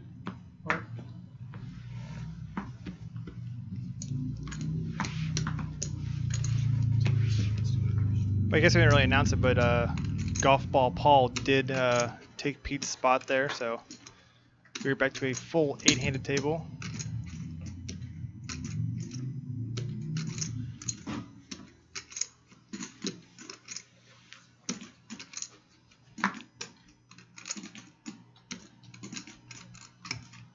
Darren bumps it, 15. A hijack. Ace Queen suited. 3x to 3x. Yeah, I really like that sizing here by David. The goal here is to get called. This guy opened to 15. You want the call, right? Now, the thing is that Zach was behind. I didn't quite see that Zach was behind, so I might have bumped it up a little bit more. But definitely heads up, I would make it smaller because I want the call.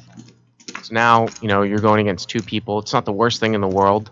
I still don't mind, especially if you're, rather confident in your post-flop abilities. This could get interesting. With Zach flopping open-ended here.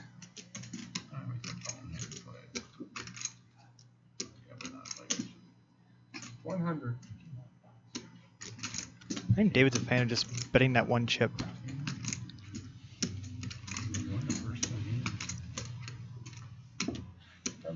Yeah, if I'm Zach here, I'm probably going to call, and then if the guy checks me on the turn, I would bet.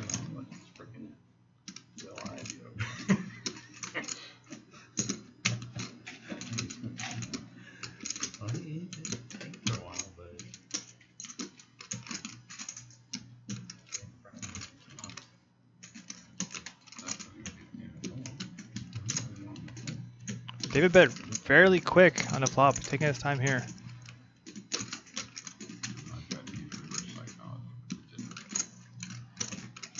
Both guys still fairly deep.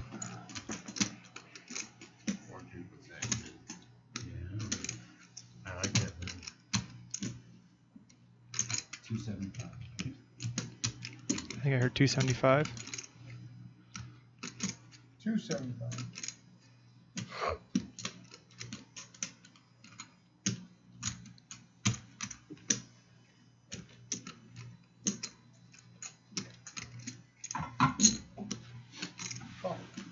Zach makes the call here again.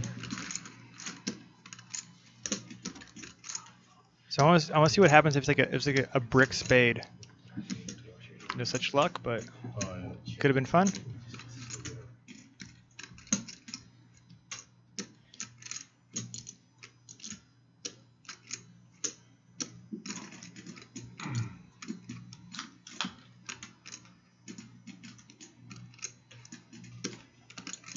David moistening his lips, thinking about what to do. He licked his lips. Don't give me that look, Dan. I just like looking in your direction. Gotcha. I think he's trying to figure out if checking to maybe induce a bluff is best, or if betting here to try to get called. The problem is that it's tough for Zach really to have a queen or a jack. So he did check. Oh, Yeah, I like that check back by Zach. no, he shoved. He shoved and Zach folded. Oh, I'm sorry. I thought he checked. Oh no, yeah. It was a very quiet all in. Oh, okay. And I could have quick fold by when I Zach. saw like some hand movement there. Maybe it's the Umberto Brenes All in. Could be 90.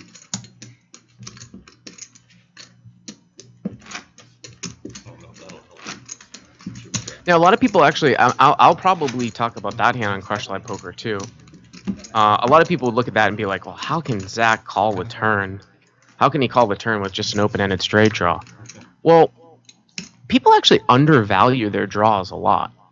Because, you know, if Mike just bet half of the pot on the turn, Zach has 8 outs.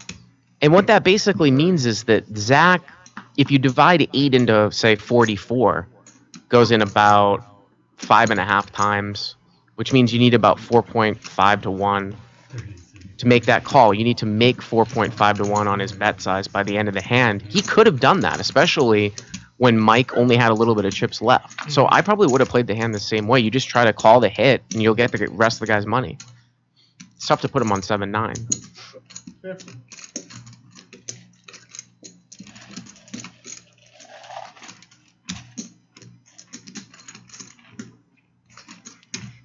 I tell you, it's based on the preflop action. Zach wins.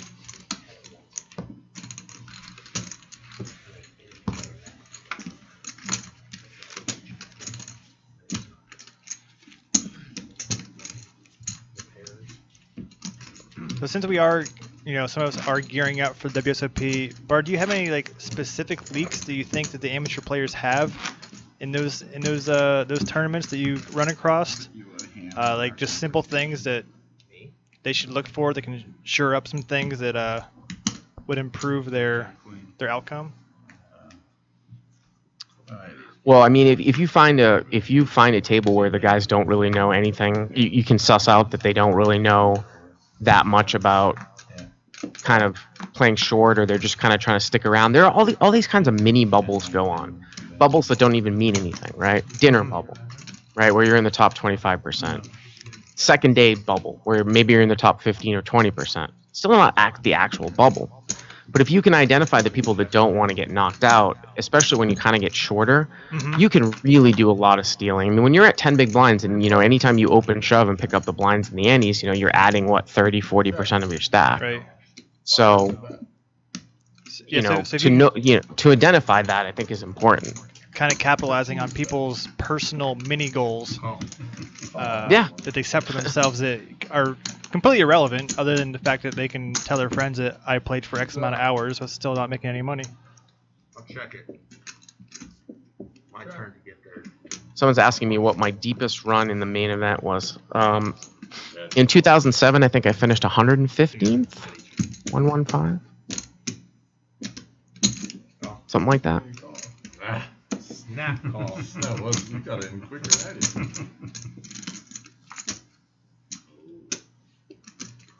I did. I thought for sure Brent was getting there. This is the first time the two buddies have got to play against each other, and I heard Brent say, "It's my turn to get there." Oh wait. Straight. Wait, all I have a straight flush. Straight flush. I didn't see it. I have 6-7 of clubs. Do you have that moving? Slow roll your money. Absolutely. That would be awesome. That's the only people I console. On purpose. Just want to remind everybody that we're here every Tuesday, 7 p.m. to 11 p.m. Eastern Time. Coming up this summer, we'll have a Chase the Bracelet 13-week tournament series. A series of sit-and-go tournaments where each player will earn points throughout the week for a chance to win a seat in an event in the 2006 World Series of Poker. Also tonight, we're in our last hour at the 11 o'clock hour when the cash game ends. Stick around. 20. Maybe not. Hang out and talk with me and Trevor for a little bit. We'll provide some more information. I'm getting all kinds of signals and cues, so we'll find out what's going on, and I'll let you all know.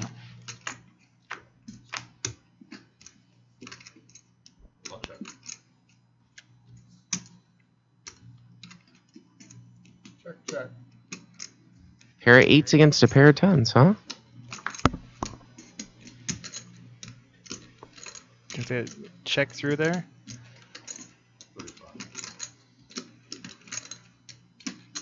Darren leading action this time. 35 is that.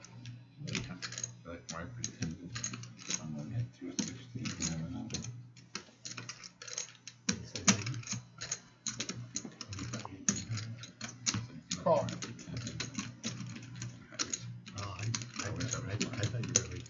No, I did. I think this is David's 14th whiff with Ace Queen. But the one time he did win, he did move Maverick off of top pair, so. He did.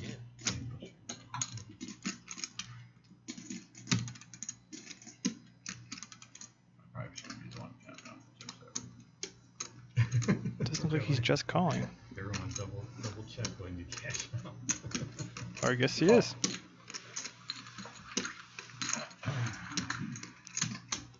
Does David secretly have Ace Queen of Diamonds?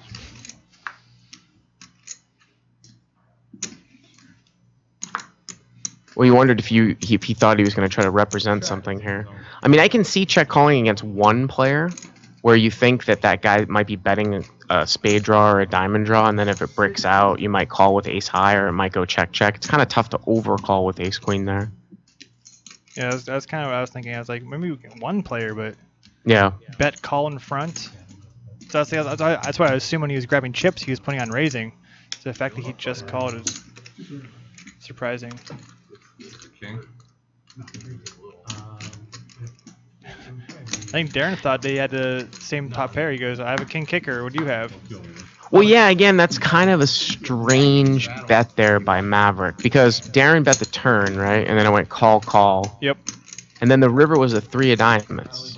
Darren checks, and now Maverick bets. And it's like, well, why is Maverick betting? Exactly. And if he was bluffing, why wouldn't he try to do a little bit more, you know? It's almost like he made a value bet sizing. You know, he bet 60 into like 220, 232 or whatever it was, 172. But you know why? Yeah. We've had a few why moments tonight.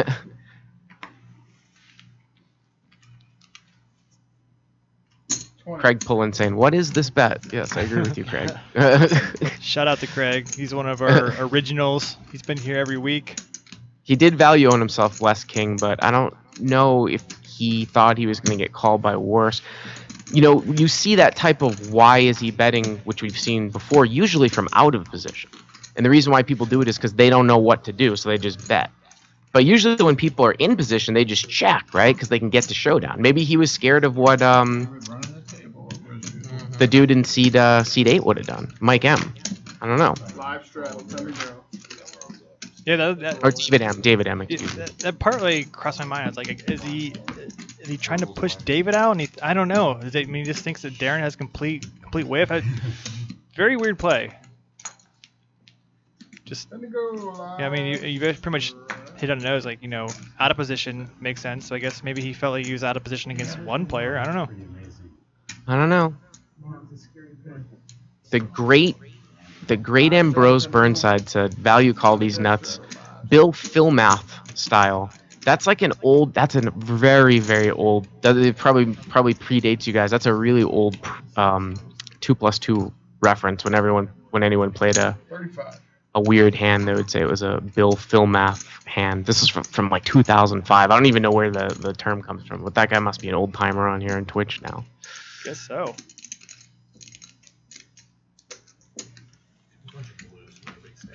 I'm happy to see that we are in our last hour here, and it looks like action's still pretty good. So we'll see if it holds true clear to 11 o'clock. This is about when things tend to start to slow down a tad. Again, we've had usually it's 10-10-9, but the 10s and 9s are just on fire tonight.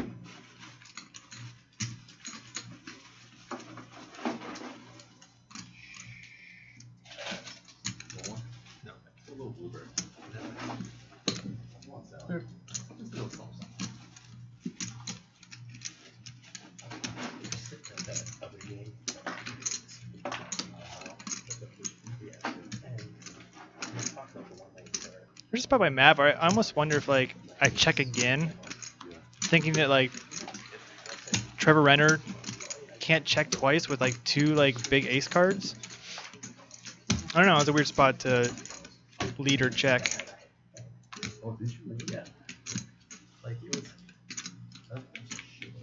I don't know. Maybe I got some ace highs have showdown value there. So maybe Trevor would have checked back. We've definitely seen a lot of head scratchers here tonight. That's for sure. It's good for you, right? Yeah. If everyone played perfect, you'd be out of a job. So much more money.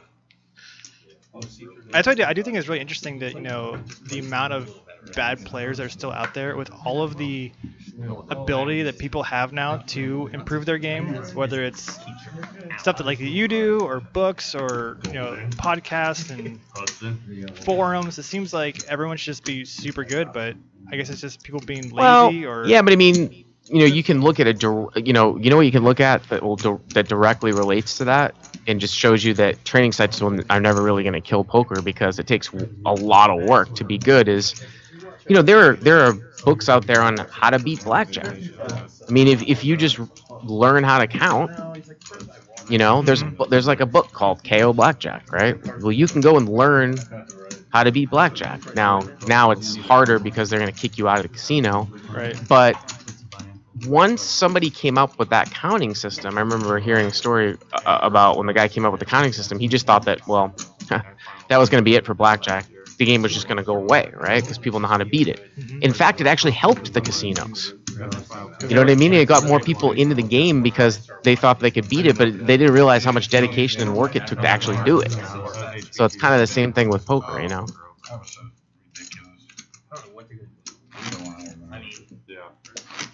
And the guy was acting like, you know. He had played so tight like on D2. I'm shocked that he did that call. Like, I think it's one of the neat things and about what you do, Bart, is that when we let our pool of players know that you're going to be on for that night, it's like everyone's hand raises up. They're like, oh yeah, because I want Bart to talk about my poker play. I want to hear what he's going to say about my game. So it kind of gets like this extra excitement through our players. And you know, I don't know if some of the players are kind of playing a little odd or a little different, just to get some thoughts from you during the broadcast, or if this just is their normal game. I think it can just get boiled really down to the simplest thing. If you're trying to improve your game and you made a bet and you didn't really know what to do, you just ask yourself, why did I bet? If you can't come up with an answer for why you bet in the form of, oh, I bet for value or I bet for a bluff, then betting's probably not correct. Yeah. Pretty kind of simple concept. You can see that Zach here has flop bottom 2.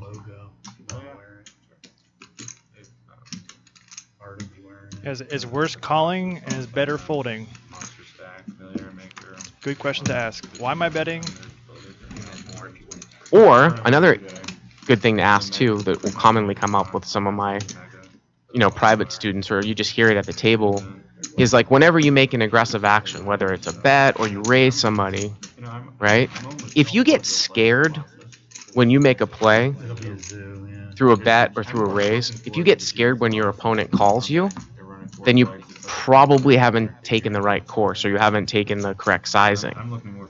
Because you should never be scared if you're not bluffing anyways. I mean, if you're making a value bet, you shouldn't feel upset when your opponent calls you, right? Mm-hmm. Yeah.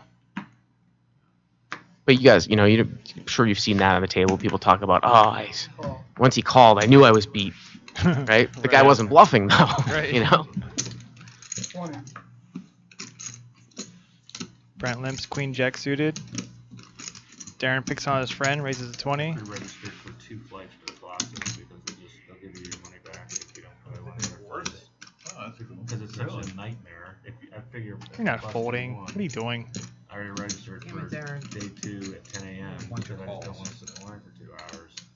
I call. I'm gonna see If that I don't make it, if you're gonna push all in, get my I'm money. gonna see if I can double up. Yeah. Whatever.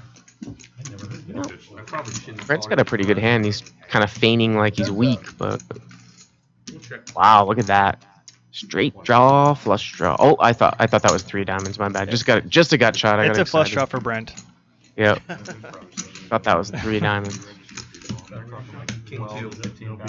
I'm surprised to see Brent not adding on, just playing so short for the majority of the night. Hey, blind ref. Thank you for your donation. That is our easily our biggest donation of $25. So thank you very much, blind ref. It is much appreciated. Blind ref is a friend of the show. He's played on a few episodes. Blind ref was Brad from our last 2-5 game. Really? They're like giving the damn things. They give away 90 cents. No, they gave away. Speaking to my lapel. I think Trevor was just talking about at the table how he already pre-regged for 2 Colossus flights. If I heard that correctly. Yep. I'm sure you did. And between last I gave away, Trevor does travel quite a bit. I know he mentioned he was just so happy the Horseshoe Cleveland finally has 4 $1,500 events a year now. He says that's 4 more tournaments he's had to travel for, so he was very grateful for them adding those.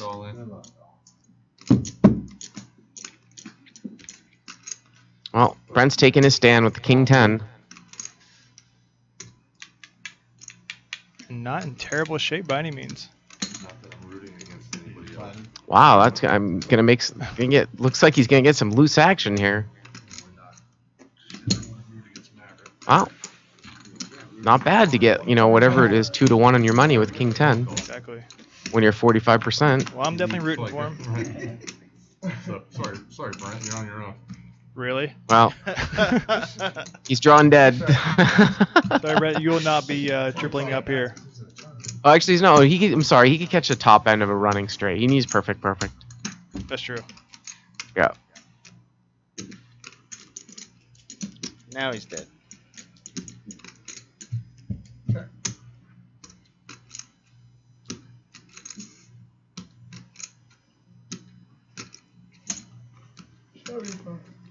75.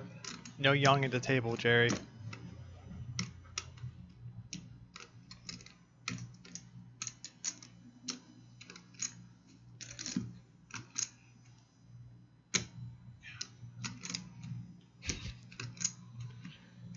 Someone chat just said decent flop. Yeah, I'd say it's above average. Got a hit here. I have 0.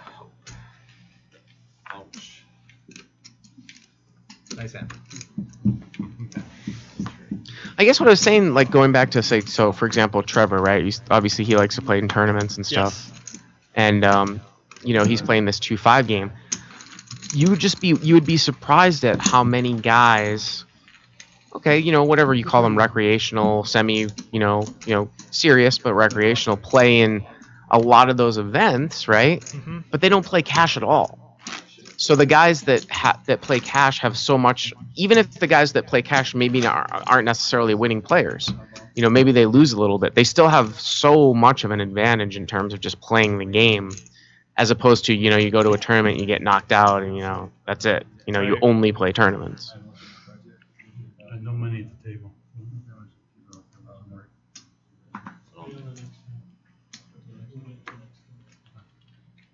Good ball. I think Brent's going to reload here. 20.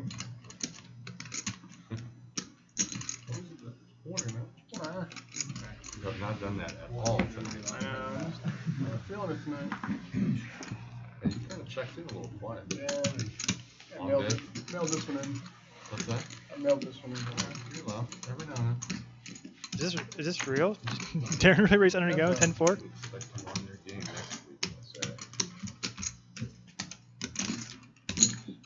35.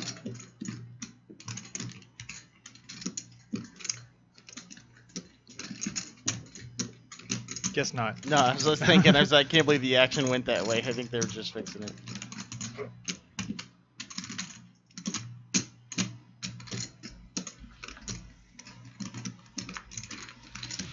Okay, what's next? for tomorrow? Yeah. About 10 to 1. I was gonna say. Internal clock. Yeah, the late guy's right there. I downgraded you. I think it's time we give Wigmaster a shout out. He's here an awful lot as well. So Wigmaster, you are officially, along with Craig and Blunt Step, officially a friend of the show. For $1. And you don't even have to pay me. I don't mind winter here, to be honest with you. I think I get through these winters, I think I accomplished something. $2. Guess how old I am. Give it 10 more years Yeah, like me. 2 years. 20. Old enough. 83. I'll probably be on my yacht by then. There you go. So we won't be able to check Someplace back. warm. My yacht on Lake Erie. I think like Bart should come here in like February. Why? Why would you want to And punish play on the Bart? table. February. It's the weather. February in Cleveland. You want it so the that weather like is so beautiful so up here. that the red snow or whatever it is on the ground, the rust and the salt and the sand. Oh yeah. Wreaks havoc on the cars.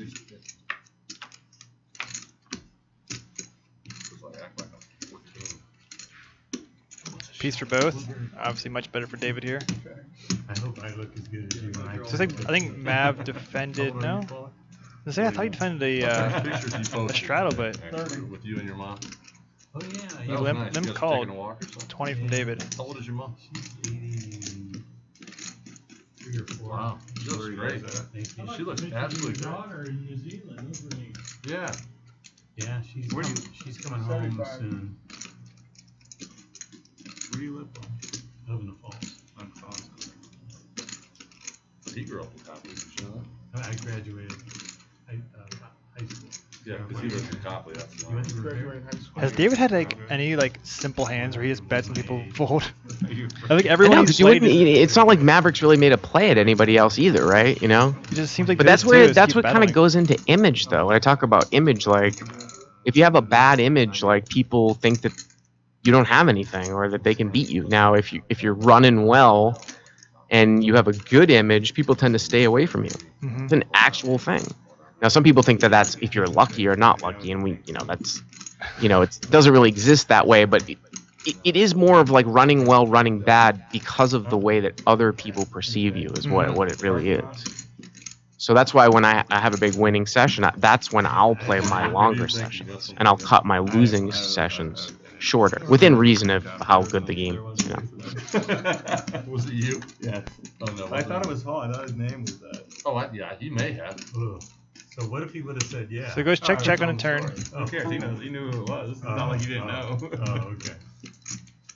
I've been looking for the guy that did that. We used to play paintball all the time in high school, and we were at the McDonald's drive-thru right there in Montrose. With paintball? 110. No. Yeah. Again, I don't know what that bet is. I just what could he possibly be representing right now? I just don't know what he's trying to do. That's you know what I mean. It's not even a question of representing. Is it a bluff? Well, obviously he knows he's not good. Okay. So it's just an issue of size. Like it's okay. Well, if you check raise the flop, and the guy calls you, if you check the turn on a brick, then it's probably not a good idea to bet the river. Right. I Or, mean, or if you run some sort of ridiculous bluff, it's going to have to be a larger bet at the end. You know, the guy's not going to have one. He's not going to fold to 110. Yeah, like his story just stopped midway. Then it's almost like he tried to pick it up again on the river and just, David just wasn't buying it by any means. And then I pop a shot, hit him square in the face, and it's pure luck. He goes down screaming, and it's red paint. So he comes up with red. The girl's like thinking, my boyfriend shot. And I ran, and I just took off in my car. Oh, that's hilarious. I'll never forget that look in that girl's face, man. Because she just thinks it's a real gun. I think it's just sheer terror in her eyes. Time to go live Straddle. I thought the guy's name was Mike Hall. I swear to God, I'm not joking. Is he a big guy? Is he about 6'4"? I don't know. I was driving. No, he's not short. Been over, wasn't it? Maybe like 6-ish. Yeah, no, it's not him. He's Okay. definitely. We have a Straddle. Yep. Shadows on. Mark with a couple eights. Marcus. What's up, Councilman Jam? Thank you for subscribing. You now get the Murder Rick emote. Hey folks in our chat room, please make sure you show some love for Bart Hanson, as he's been a great friend of the show here for Poker on Air. We appreciate everything that he's been doing for us. Check out his website. It is a great, amazing resource of poker training tools, podcasts, videos. There's just so much out there. You just got to go check out the site yourself. There's something that everybody can learn. And because he's such a friend of the show, Bart's going to give you a free 30-day subscription if you sign up with our code. It's POA10. You can launch that from our website. There's a Crush Live Poker banner. Yeah, if you click on that banner, it'll actually put the code in there for you automatically. So you don't have to do to anything. make it even easier for you, it inserts the code for you. So because Bart's such a great friend of the show, guys, and we appreciate him being here tonight and all that he's done for Poker on Air, show him some love and check out his site. He arranged. He just got convicted about 2 years ago. One of our better players, Chris, in the chat says, Crush Live Poker podcast own, and Chris has been owning our table every time he's been playing, so take it from him, it definitely works. Southern Ohio. And he's a firm believer. I mean, one of the reasons he started to actually watch the show was the first time that Bart was here, because he's been, Bart, I think he's been a subscriber of yours for many, many months. Oh, yeah? That's great. Yep. And he heard you was on our show, and then he goes, hey, I want to play in that, and he's kind of crushed it every time he's been here. So I'm assuming something's working, Bart, for him. Well, it's great, too, guys, that we have this new relationship, because like I was saying earlier in the show, too, I'm going to be doing this whole series of kind of a low-stakes curriculum on the site that deals with, I was really looking for content that was like a $1, $2, $500, cap game, because a lot of the low stakes games in LA are just too restricted. The buy-ins are too short. Like, a 1-2 game is like an $80 game. You can't really get much material out of that. So this is a really, really good, sweet spot, and that stuff's coming over the summer. So it'll be cool. Also nice for, a lot of the subscribers and people that are familiar with the site to see some new faces playing, So, very good. Awesome. Yep, I think it's a great partnership, a great friendship. So we appreciate you just as much as you appreciate us, Bart. Option.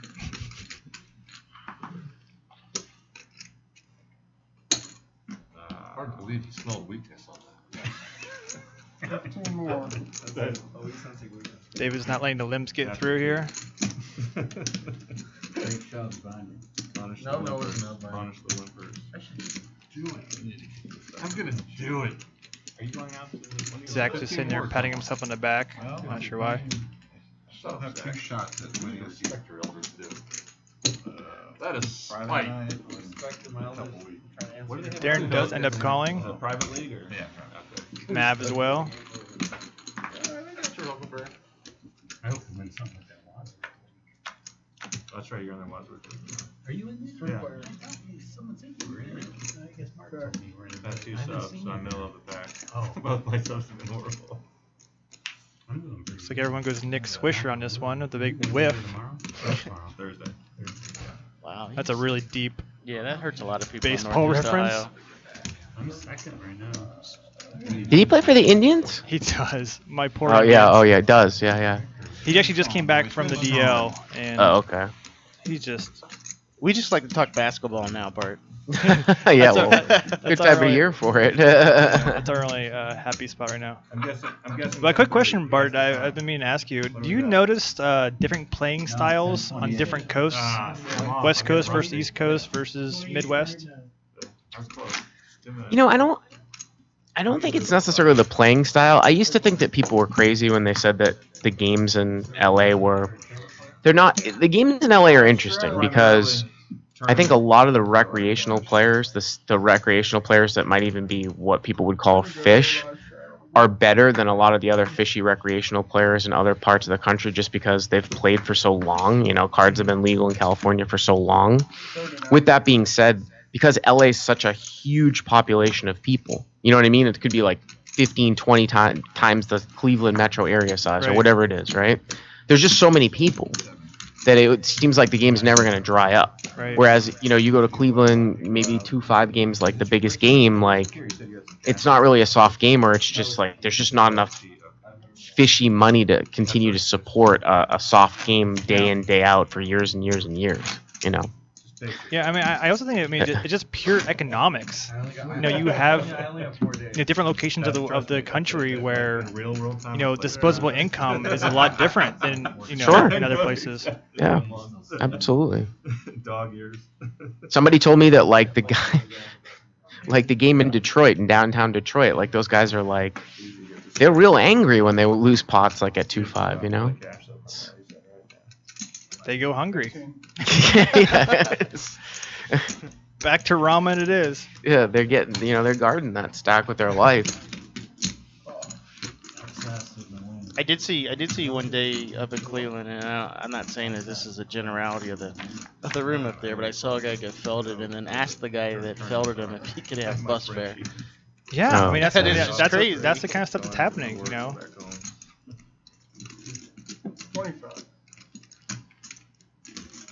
I mean, I think we kind of had a taste like when our poker room first opened up, there was just everyone wanted to give it a try. Now we've been around for 3-4 years, it's more of it's a different clientele. It's just the same 1,000 people basically. They're just kind of rotating in and out. Like as a 3-1 favorite with like 32 players. So Mark here flopped top and bottom, and Mavericks got middle pair. He bet 25, and Mark check raised him to 60. I was already like a top 10 chip stack, and we got it in. It's another big stack. And I was like, Again, pretty small. I like close ones. Well, Maverick lays it down. Maverick. So Mark says, I flopped 2 pair. Hope you had a big ace.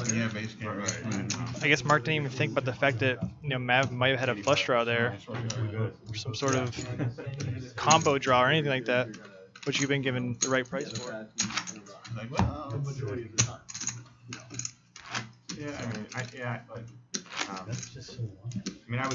it. You guys were asking me about like all these tournaments and stuff that I'm playing.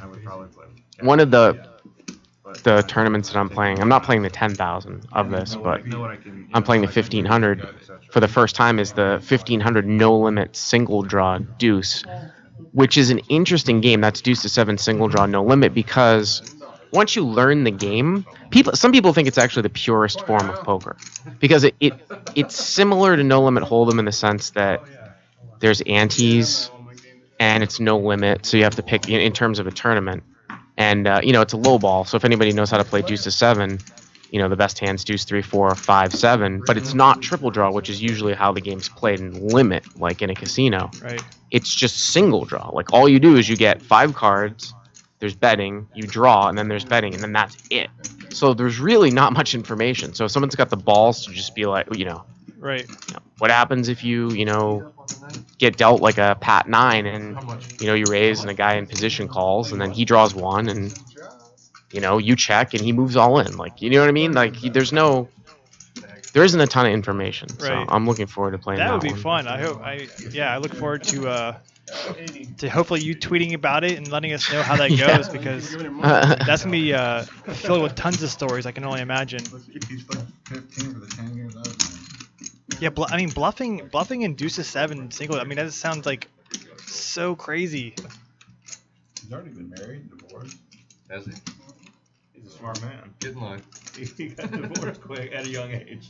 Paul's got the best of it here with King 10. 32. And Zach wastes a little time and lets it go. Well, that's one of the What's that? that's one of the examples I always give when I don't know who came up with the adage, which I think is completely incorrect, that if you call on the turn in no limit hold'em and nothing changes on the river, you have to call again. Like, if the draws brick out, you have to call again. And that's just so counterintuitive, because the mere fact that your opponent bet again is additional information. Mm-hmm. It's not. It's got nothing to do with the cards. And an example of that is No Limit Deuce to 7 because there are no cards, right? The entire game is based upon whether your opponent bets again.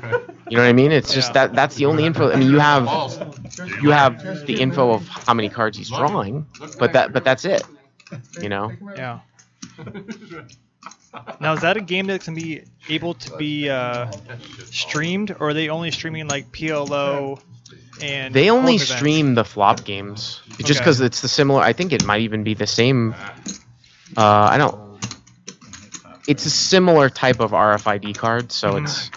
You know what I mean? I haven't seen any type of automatic software that's ever done like anything else besides flop games, you know? Yeah, I don't know who else, you know, in chat has been watching Negreanu playing his mixed games over on PokerStars on his Twitch channel, but it's really fun to see something different for once, you know, watching someone else play mixed games, because obviously he's pretty decent at it, and, you know, just hearing different takes on things, on stuff you maybe, you never really thought about. You're like, you know, it seems like funny he folds in certain spots. You're like, why would he be folding there? Then he goes ahead and tells you why, and you know, it's a vast array of information he's passing out to everybody. And he takes the camera with him when he goes to the bathroom, so added entertainment. Classic.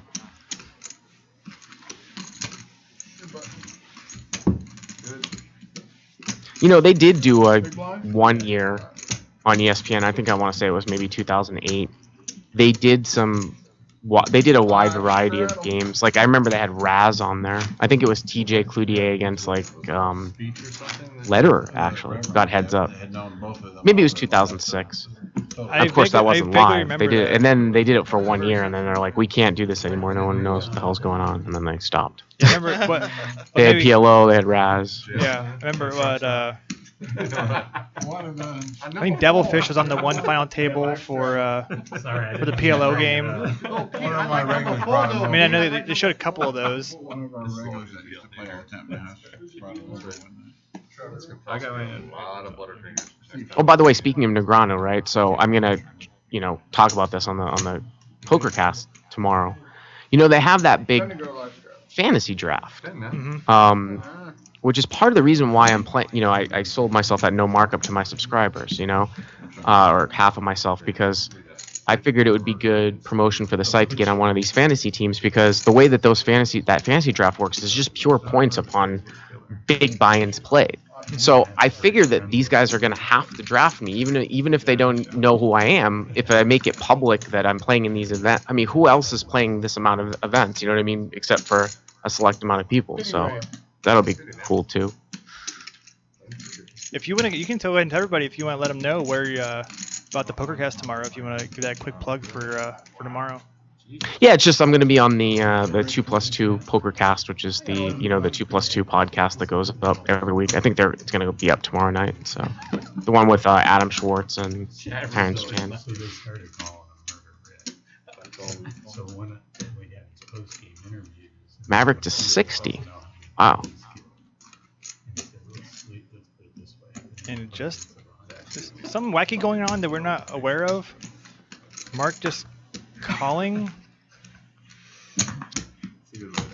Yeah, I think we might have missed something. Aura and the Mystique. I think it was just limp. And without lines. 60. Wow. Here we go. Oh, here we go. Ace Jack with the Ace of Spades against King 10. Well, they're going to get that much in pre-flop. I'm sure they're going to get in for 320.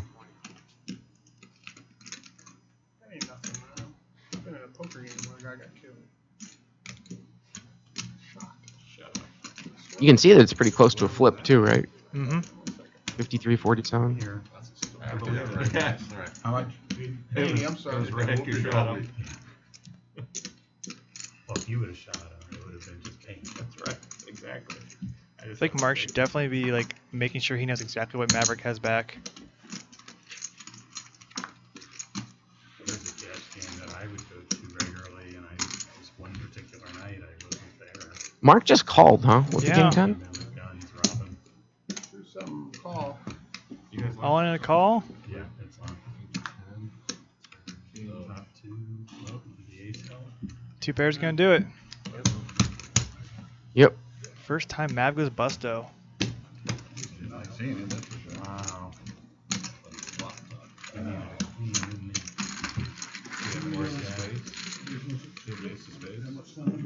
By the way, I don't know if there's a setting for the way that the cards are done with you guys on Poker on Air.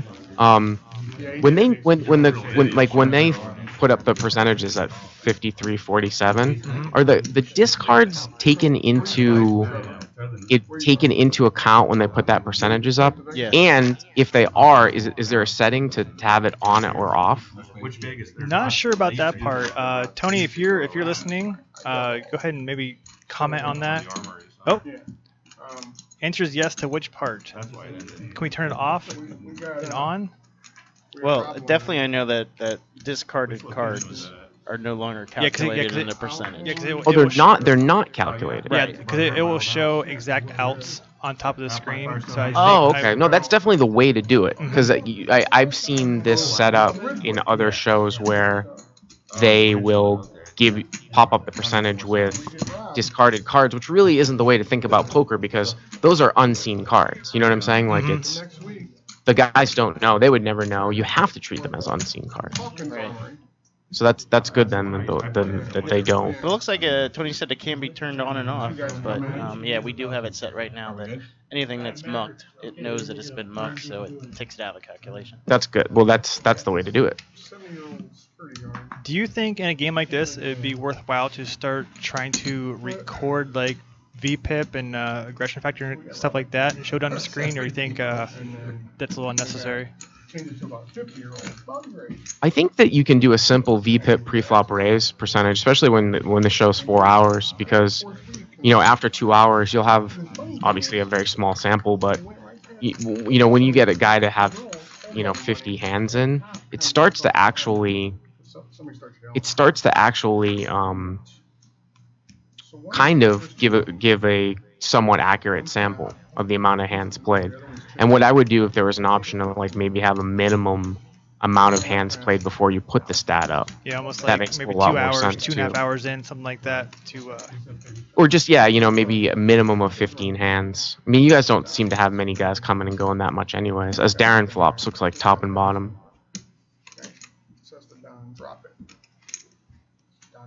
Oh, but Zach flops to join, huh? Oh, I couldn't see that. That was up in my. I had my little Skype thing. I was covering that. Yeah. So this should be a pretty big hand here. We didn't get robbed anymore. Sorry, 35.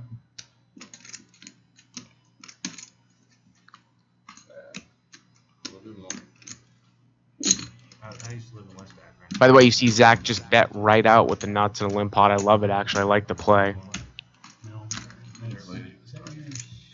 And he actually did that earlier on in the night, probably within the first 30 minutes or so with air. So he is showing he's doing it with both. And so in these limp pots, and he's the first act, he goes ahead and leads out.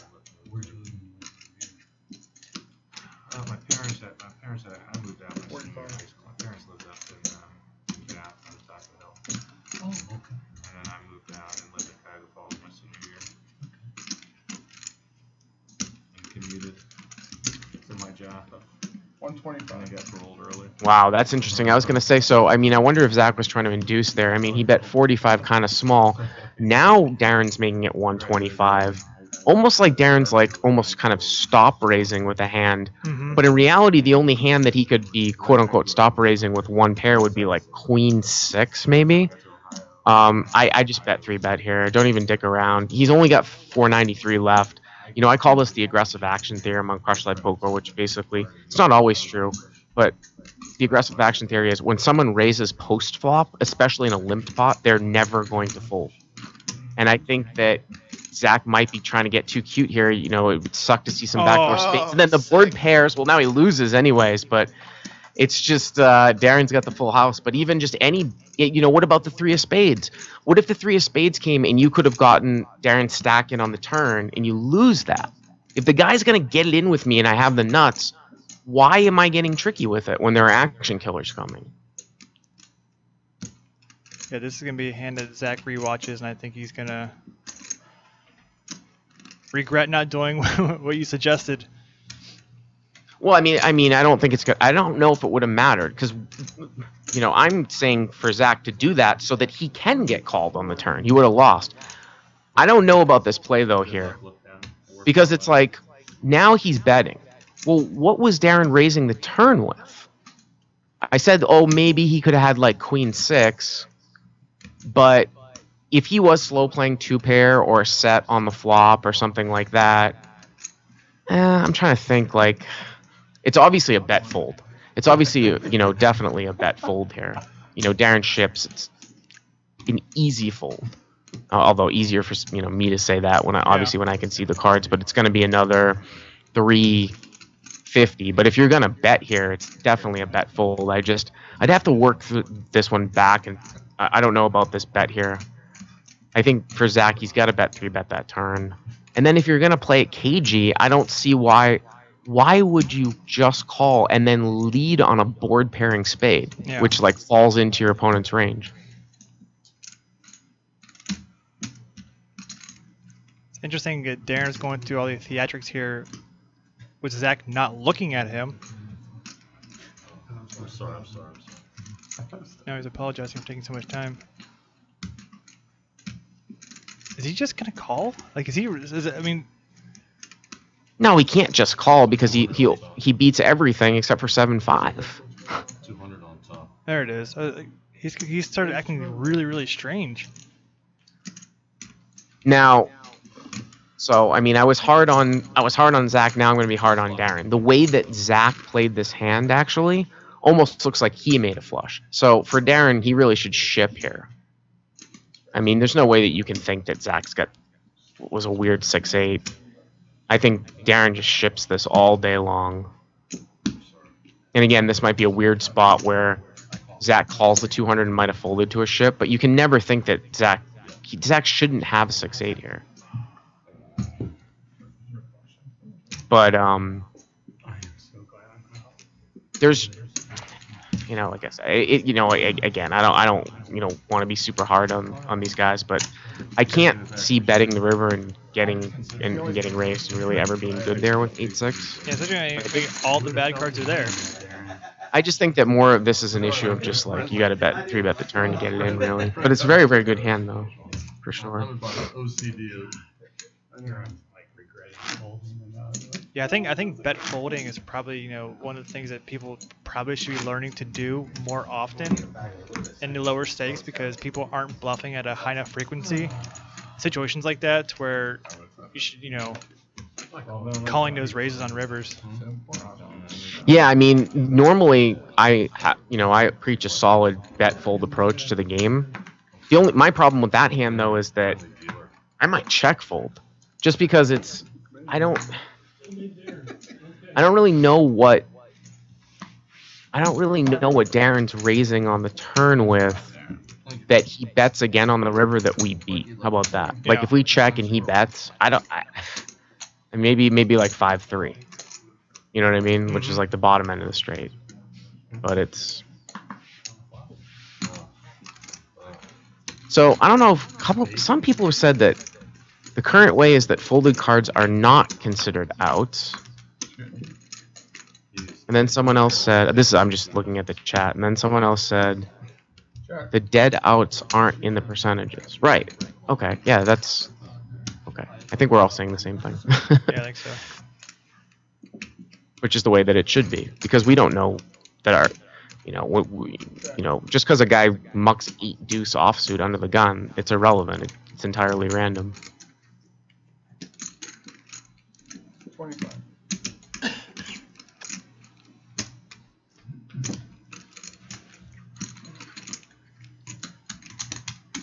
Zach getting himself in another pickle here.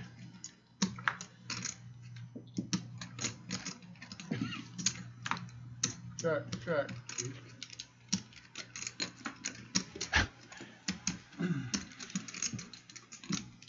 Have to sign any waivers, but I don't know any child support or cash. Zach's got a little tilt action going on right now. I didn't know if he was the type to do that. The tournaments, I would crack up when I see that. Really? Oh god, yeah. In Ohio they have them.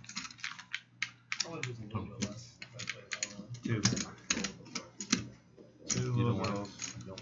You don't love them. I know. Living the dream too. Oh, still married? Yeah. Okay, good.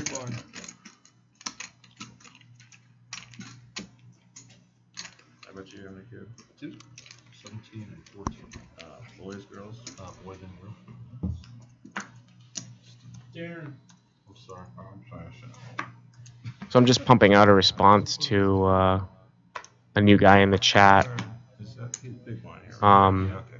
I just like reaching for shit. And I really think that if the in position player bets that hand, which was Darren, after he raised the turn, when the river pairs and the spade comes in, I don't think that 6-8 is good very often, which is my case for check folding. Small behind, big Ryan.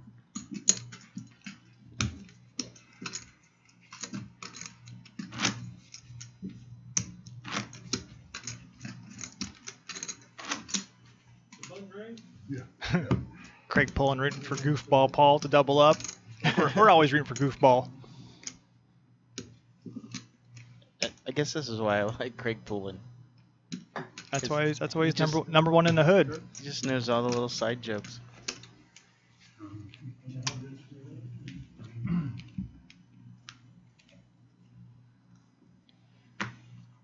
We good? Maverick. Okay.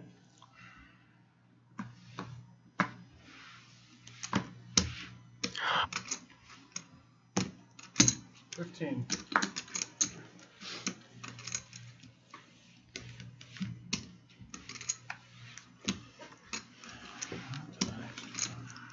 I think Darren might be our big winner tonight. 10 minutes left. At this point. Good for him. Okay, so D. Pultz Jr. made a good point. So I think I actually understand this situation now. So when Darren had the 7-4, I don't know if you guys remember, the graphic showed him only having 3 outs, even though he had 4, because one of the other players mucked a 7 or a 4. So it actually is taking out the folded card. So I'm suggesting doing the opposite. Okay. You guys follow me? I think that's where maybe we got confused. Yeah. Big chips up front. And don't think every time you do that, Big chips up front. I took my 20, Darren. Yeah, everybody? count your chips first before you bet. That's Call. a tell right there. When you play, You know you stack the pot right. 20. If I screwed up the turn there, are you over folding? I had top 2, you know. That's a.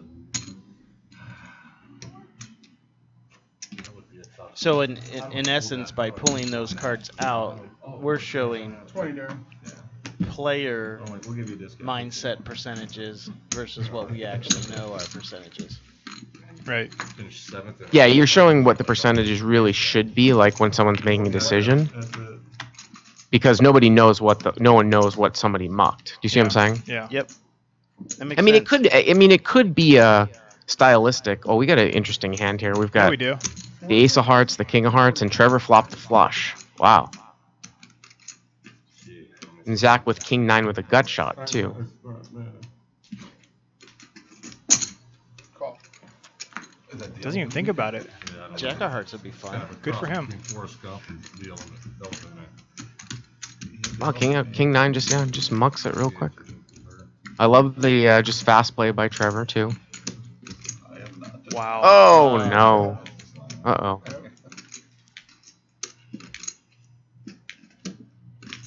I couldn't tell exactly, but it looked like Trevor basically just gave up visually. Like he kind of like squinched his face up, like check, what is happening? Oh my gosh, there it is. First one. Oh, there it is. The first one. Oh, there it is, and it's a 2-carder too. That's like a once in a lifetime thing. You need 2. This is a 2-card straight flush versus the nut flush, and these guys are 1,200 deep. Now, all right, so this is a theoretical thing that I've talked about on the show. I've never actually seen happen before. When Trevor bets and he said Darren all raises, oh, he checked. Oh, he moved all in. What? He's open shipped. Oh my my gosh. Holy shit. Wow. Wow. God. What can you guys tell me what the action was on the river? It was an open ship. He's open shipped it. Okay, all right. So let me ask you this question. Now, you guys in Twitch are gonna think I'm nuts here, right? Okay. If you have the ace, this is. It's almost like something that you would just make up. I've really never seen a hand like this actually happen. if you have the ace of hearts in your hand, Gross! if you have the ace of hearts in your hand, and a guy open ships for 1200 into 1200 on a 5 flush, when there's a straight flush possible, do you ever consider that something might be up? I'm just asking you. Is it showing there, Paul? I mean, the pot was what? I mean, the pot was like so small. It was 200 and he bet 1200. That's what I'm saying. I'm saying if you have the ace of hearts, Troy, in that spot, and a guy open ships for 1200 into 200, and there's a straight flush out there, do you ever consider folding the ace of hearts there? I mean, I guess you have to consider it. Just the ability to do it is just insane. I mean, yeah, I think you definitely think about it. I don't know if I have the willpower to fold, but I'm gonna look at that board. I'm gonna see Queen 10 Jack of Hearts. I'm like, does it really have? I mean, I guess since there are 2 ways, I guess you have to consider it. But he opened ships 1200 to a $200 pot. But I'm saying like there's King 9, and there's also 8-9.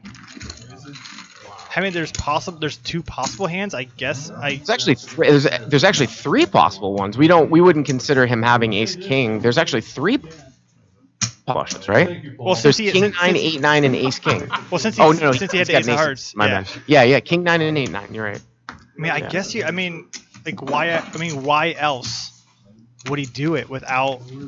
I mean, I guess when he definitely knows that he has the ace of hearts.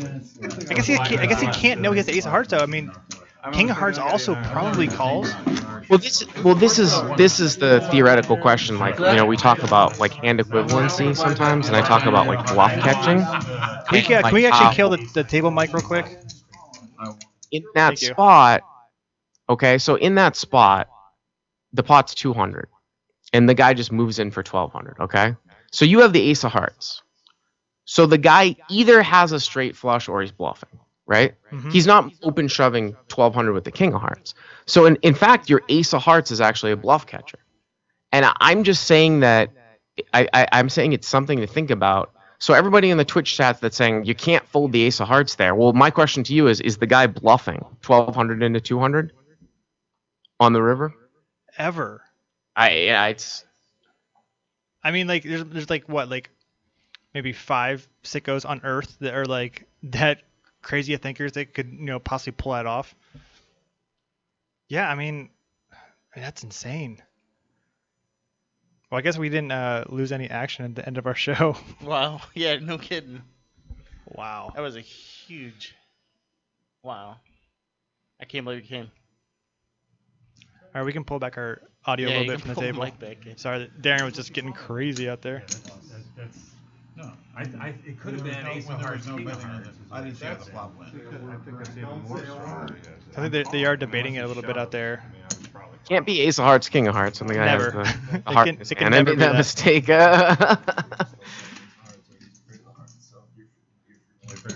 I think that there's 2 combos, right? There's 2 combos of straight flushes, too. Yeah.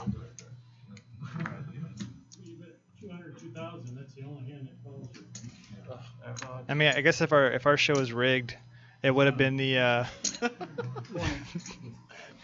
King 9 versus the 8-9. I just got full on mooned by Darren. Darren back just in the came studio. back to our studio room and just to show us just who's bared it boss. all to us.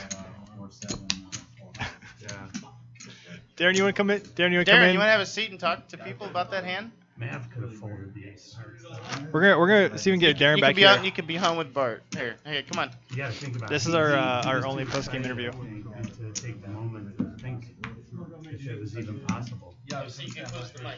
Why would you do it? Why are you doing it with the king? Hey, Trevor. Hey, say hi to Bart there, Darren. Hi, Bart. Hey, what's going on, Darren? What was my mistake? Darren, I want to confirm the action on the river. Did the opponent, did he just open move all in on the river? He did. It was such an overbet. He said he put me on an ace.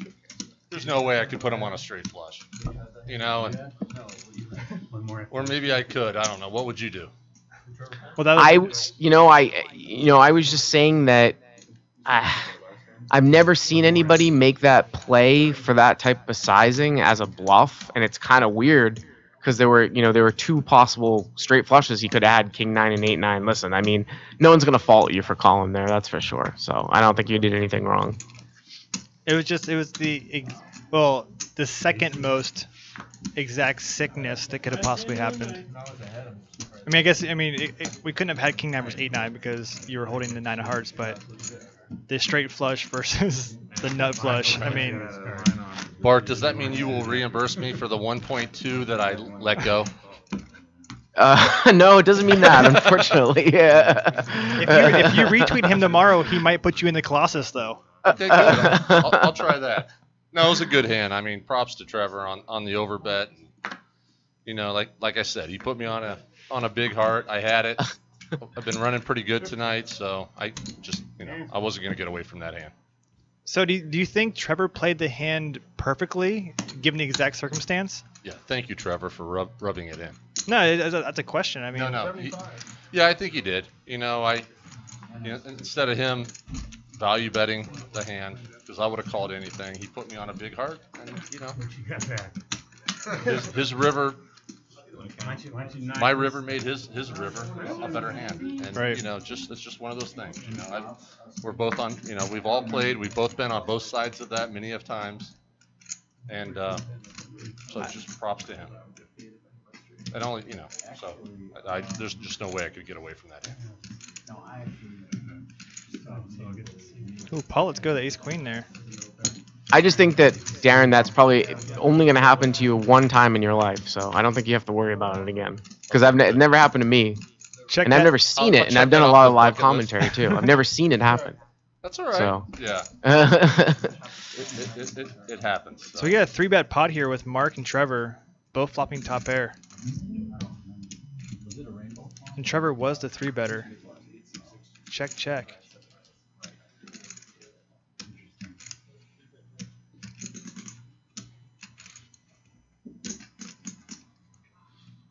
So do we confirm when Mark is coming into town? Bart? Bart, I'm sorry. I believe in August, right, Bart? Something around there? Yeah, that's what I'm going to shoot for towards the end of August, I think. That's when it first started snowing here. Yeah. I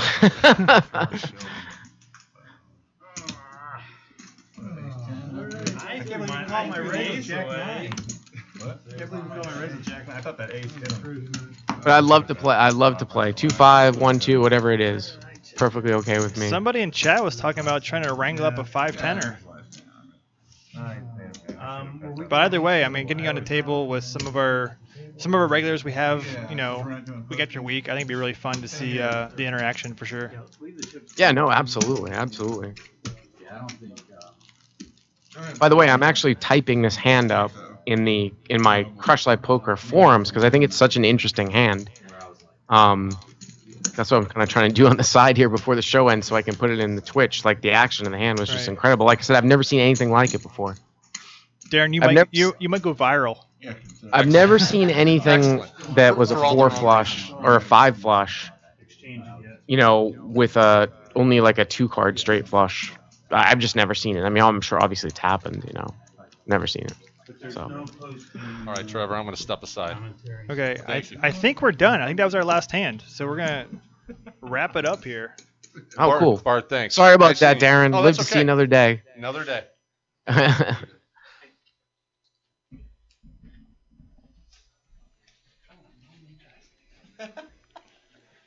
All right, as Dan gets settled back in, what a night! Wow. What can you say besides we didn't lose steam that time? Poor Darren was the sufferer of the craziest hand we've had on our stream, and probably craziest hand I we will think that might have. be the craziest hand that I've seen. Like I said, that's one of the craziest hands I've ever seen in. Like I kind of joked about it going viral, but it really might. Poker2 picks up our stuff. Who knows whose eyes will see it, and it starts trending out there, and Darren might be famous for all the wrong reasons. So who knows? Well, because remember, I did live at the bike, for 4 hours a day, 5 days a week for like 2 straight years, and I just set one time, but I never saw something like that. So that's that's pretty crazy. Yeah, pretty crazy. for sure. Well, with that, go ahead. Go ahead. No, you go I was ahead. gonna say, with that is gonna be the end of our show. We'd like to thank Bart Hanson again for all of your awesome commentary. We got all of our kinks worked out within a moderate amount of time, so I think everyone got to enjoy all of your insight with all of our hands. I think we had quite a few fun ones that will probably make the website here at some time once you get some free time to. Yeah, no, absolutely. Like I said, I'm looking at you guys as I type away because I'm still excited. Yeah. This type of thing excites me. I think you need some sleep too. You know, we were hoping you could sleep after this, but after you've seen a hand like that, now you're gonna be up for a little while. I'm so looking forward to taking a shower and sleeping. You have no idea. Just think if you would have left like an hour ago, you would have missed all the fun. Yeah. Hey, and thanks for hanging out with us. We know you just got back in the country, and you got big WSOP stuff coming up. You're awesome. Again, it's great to have you as a friend of the show, and anything that we can do for you, please don't hesitate to ask. Great. Well, I hope, see you guys in Vegas, stop by the booth, and, you guys will see some continuous hands from poker on air in our booth, on our TVs in our booth, and also, on the WSOP live stream commercials too. Yeah, so we definitely appreciate you doing that for us. And on that note, good luck to you out there. Yeah, good luck to you. Multiple bracelets, why not? All right, thanks guys. Bring them home and show them off here in August when you come in town. And... I will. This your whole arm just covered, jingling down the street. That'd be perfect. All right, folks, and for all of our viewers, thank you once again for tuning in this week. We will see you next Tuesday, 7 p.m. Eastern Time. Don't forget. Until then, stay safe. We'll see you next week. Adios. All right, Bart, thank you so much. Get some rest, sir. All right. Thanks, guys. Yeah, appreciate it. Yeah, we'll talk to you soon then. Take it easy. Bye-bye. All right, bye.